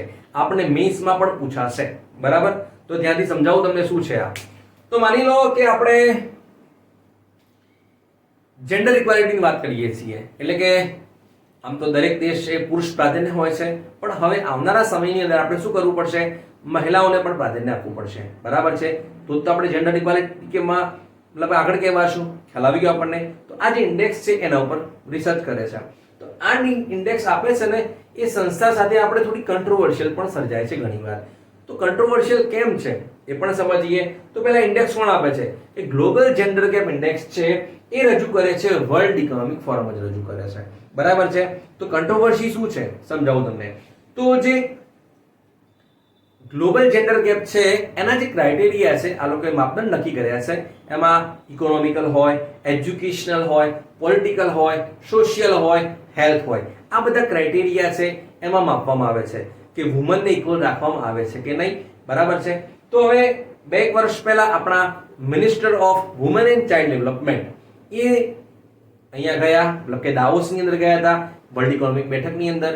તો આ ઇન્ડેક્સ લઈને એમને થોડો વિરોધ નોંધાવ્યો કે તમે આપણા જે ક્રાઇટેરિયા તમે ફોલો કરો છો, માપદંડ ફોલો કરો છો, તો શું તમે પાર્ટિસિપેશન એટલે કે ભારતની અંદર અમે ગ્રામીણ પંચાયતોની અંદર મહિલાઓની જે ભાગીદારી છે, શું તમે આને ઇન્વોલ્વ કરો છો? સમજણ પડે છે તમારી વાત? કે અમે જે પંચાયતોની અંદર મહિલાઓને જે રિઝર્વેશન આપીએ છીએ, મહિલાઓ પણ અમારા પંચાયતની અંદર જે ચૂંટાઈને આવે છે, તમે આને કેલ્ક્યુલેશન કરો છો કે નહીં? ઓકે, તો આની ચર્ચા સરસી ચાલે છે, બરાબર છે? તો જોઈએ છીએ શું છે હવે ઇન ફ્યુચર આવે છે કે નહીં, મતલબ કે અપગ્રેડ કરે છે કે નહીં આ લોકો. ઓકે, તો એ સમયે આપણા મંત્રી કોણ હતા? સ્મૃતિ ઈરાની. અત્યારે કોણ છે? અન્નપૂર્ણા દેવી, બરાબર? કોણ છે minister of woman and child development? Annapurna Devi, બરાબર? ચલો, નંબર 1 કોણ છે? આઇસલેન્ડ છે, સતત 15 વર્ષથી છે. બીજા નંબરમાં છે ફિનલેન્ડ. તો ભારત કેટલા છે? તો ગયા વર્ષે ભારત હતો 127 માં. કેટલો હતો? ભારતનો ક્રમ કેટલો હતો? 127. શું આ વર્ષે 100 થઈ ગયો છે? ના, આ વર્ષે 2 ડાઉન થયો છે. વિચાર કરો, આટલી રજૂઆત પણ કરે છે ભારત ત્યાં કે તમે આ ઇન્વોલ્વ કરો, તો પણ હજુ 2 ડાઉન છે આપણો. ખ્યાલ આવે છે? તો અત્યારે કેટલો છે આપણો? 129 છે. તો છેલ્લો કયો છે? છેલ્લે છે સુડાન છે. કયો છે? સુડાન. હવે મેં અહીંયા ધ્યાન કરો, અને હા, વિઝિબિલિટી ક્લિયર થવા માટે 720 પિક્સેલ કરી દેજો, આપણે દેખાઈ જશે. તો સાઉથ એશિયામાં કેમ લખ્યું છે મેં? એની રીઝન આ તમારે ખાસ કરવાનું છે. કેમ સમજાવો? કે દક્ષિણ એશિયાની અંદર જો તમને પૂછાય છે કે ભારતનો ક્રમ શું છે, કેમ કે દક્ષિણ એશિયામાં નંબર 1 છીએ આપણે? ના, દક્ષિણ એશિયામાં આપણે 5મા ક્રમે છીએ. કેટલા ક્રમે છીએ? 5મા. આપણા કરતા કોણ આગળ છે? આપણા કરતા બાંગ્લાદેશ આગળ છે, શ્રીલંકા આગળ છે, નેપાળ આગળ છે, ભૂતાન આગળ છે. હવે તમે વિચારો, બાંગ્લાદેશ તો 99મા ક્રમે છે. આમાં કેટલા ક્રમે છે?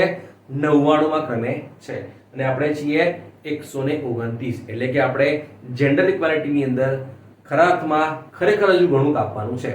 આ હું નથી કહી રહ્યો, આ શું કહી રહ્યો છે? આ રિપોર્ટ જ કહી રહ્યો છે કે જો તમે દુનિયાની અંદર આ પીસથી તમે કામ કરી રહ્યા છો, તો જે જેન્ડર ગેપ છે એ ઇક્વલ થતા 134 વર્ષ લાગશે. એટલે કે હજુ બીજા 134 વર્ષ તમારે રાહ જોવી પડશે. ત્યારે જતા જે પુરુષ છે એ મહિલાઓનું સ્થાન શું થશે? ઇક્વલી થશે. બરાબર છે, ખ્યાલ આવી ગયો આપણને. ચલો પછી વાત કરીએ કન્ટેનર પોર્ટ પરફોર્મન્સ ઇન્ડેક્સ 2023. કોણ આપે છે આ? વર્લ્ડ બેંક અને સ્ટાન્ડર્ડ એન્ડ પુઅર. ઓકે, કોણ આપે છે? World bank and standard and poor global આપે છે. તો શું છે સમજીએ. તો એને લિસ્ટ રિલીઝ કર્યા કે દુનિયાની અંદર એવા 100 પોર્ટ કે જે સૌથી સારું પ્રદર્શન કરે છે. ઓકે, તેમાં ટોપ 100 માં ભારતના કેટલા છે? તેમાં ભારતના આવ્યા છે 9. કેટલા આવ્યા છે? 9. ઓકે, તો ગુજરાતનો આપણો 1600 કિલોમીટરનો દરિયો કેવી રીતે ભૂલી જવાય? તો ગુજરાતના પણ ઇન્ક્લુડ થયા છે. યસ, ગુજરાતના 3 થયા છે. કેટલા થયા છે? 3. કયા કયા છે ગુજરાતના? મુન્દ્રા પોર્ટ, પીપાવાવ અને હજીરા પોર્ટ. તો હવે શું ભારતની અંદર કોઈ પ્રથમ છે? યસ, ભારતની અંદર પ્રથમ છે વિશાખાપટ્ટનમ. ધ્યાન રાખજો, જે 9 છે એમાં સૌથી બેસ્ટ છે ભારતની અંદર એ છે વિશાખાપટ્ટનમ. કયું છે? નંબર 1 છે વિશાખાપટ્ટનમ. તો દુનિયાની અંદર ક્રમ કેટલો છે એ પણ જાણવું પડશે ને આપણે. કેમ? સમજાવું તમને. ગયા વર્ષે આ ઇન્ડેક્સ આવ્યો હતો, એમાં આ જે બંદર છે વિશાખાપટ્ટનમ એનો ક્રમ હતો 115. કેટલો હતો? 115. તો એમાં સુધારો થઈને અત્યારે થઈ ગયો છે 19મા ક્રમે. કેટલા ક્રમે છે? 19મા ક્રમે. એટલે કે વિશાખાપટ્ટનમ છે એ દુનિયાની અંદર ક્રમમાં છે 19મા ક્રમે છે. બરાબર. હવે જ્યારે આપણે પોર્ટની વાત કરી રહ્યા હોય, બંદરની વાત કરી રહ્યા હોય, તો શું નવું બંદર બનવાનું છે ભારતની અંદર? યસ, વધાવન પોર્ટ પાલઘર દહાનુની અંદર. ઓકે, આપણે નેક્સ્ટમાં કવર કરીશું મિનિસ્ટ્રીમાં. પછી વાત કરીએ QS વર્લ્ડ યુનિવર્સિટી રેન્કિંગ 2025. ક્યાં કરેલી છે મોન્સ? લંડનની અંદર છે. તો નંબર 1 કોણ છે? ઓલવેઝ નંબર 1 એક જ હોય છે, MIT. ઓકે, આપણને આ જ નામ જોવા મળે. તો એક્ઝામ વાળા અભી નથી પૂછતા હવે કે આવને કેમ પૂછ્યું, દર વર્ષે આ જ હોય છે. તુક્કો મારી દો તો પણ સાચું પડી જશે. બરાબર, વગર વાંચ્યા વગર. તો ભારતમાં કઈ નંબર 1 છે? ભારતમાં છે IIT બોમ્બે. બીજા નંબરમાં છે IIT દિલ્હી. ક્રમ કેટલો છે? IIT બોમ્બે છે 118. કેટલા ક્રમે છે? અને IIT દિલ્હી છે 150 છે. ઓકે, ચલો.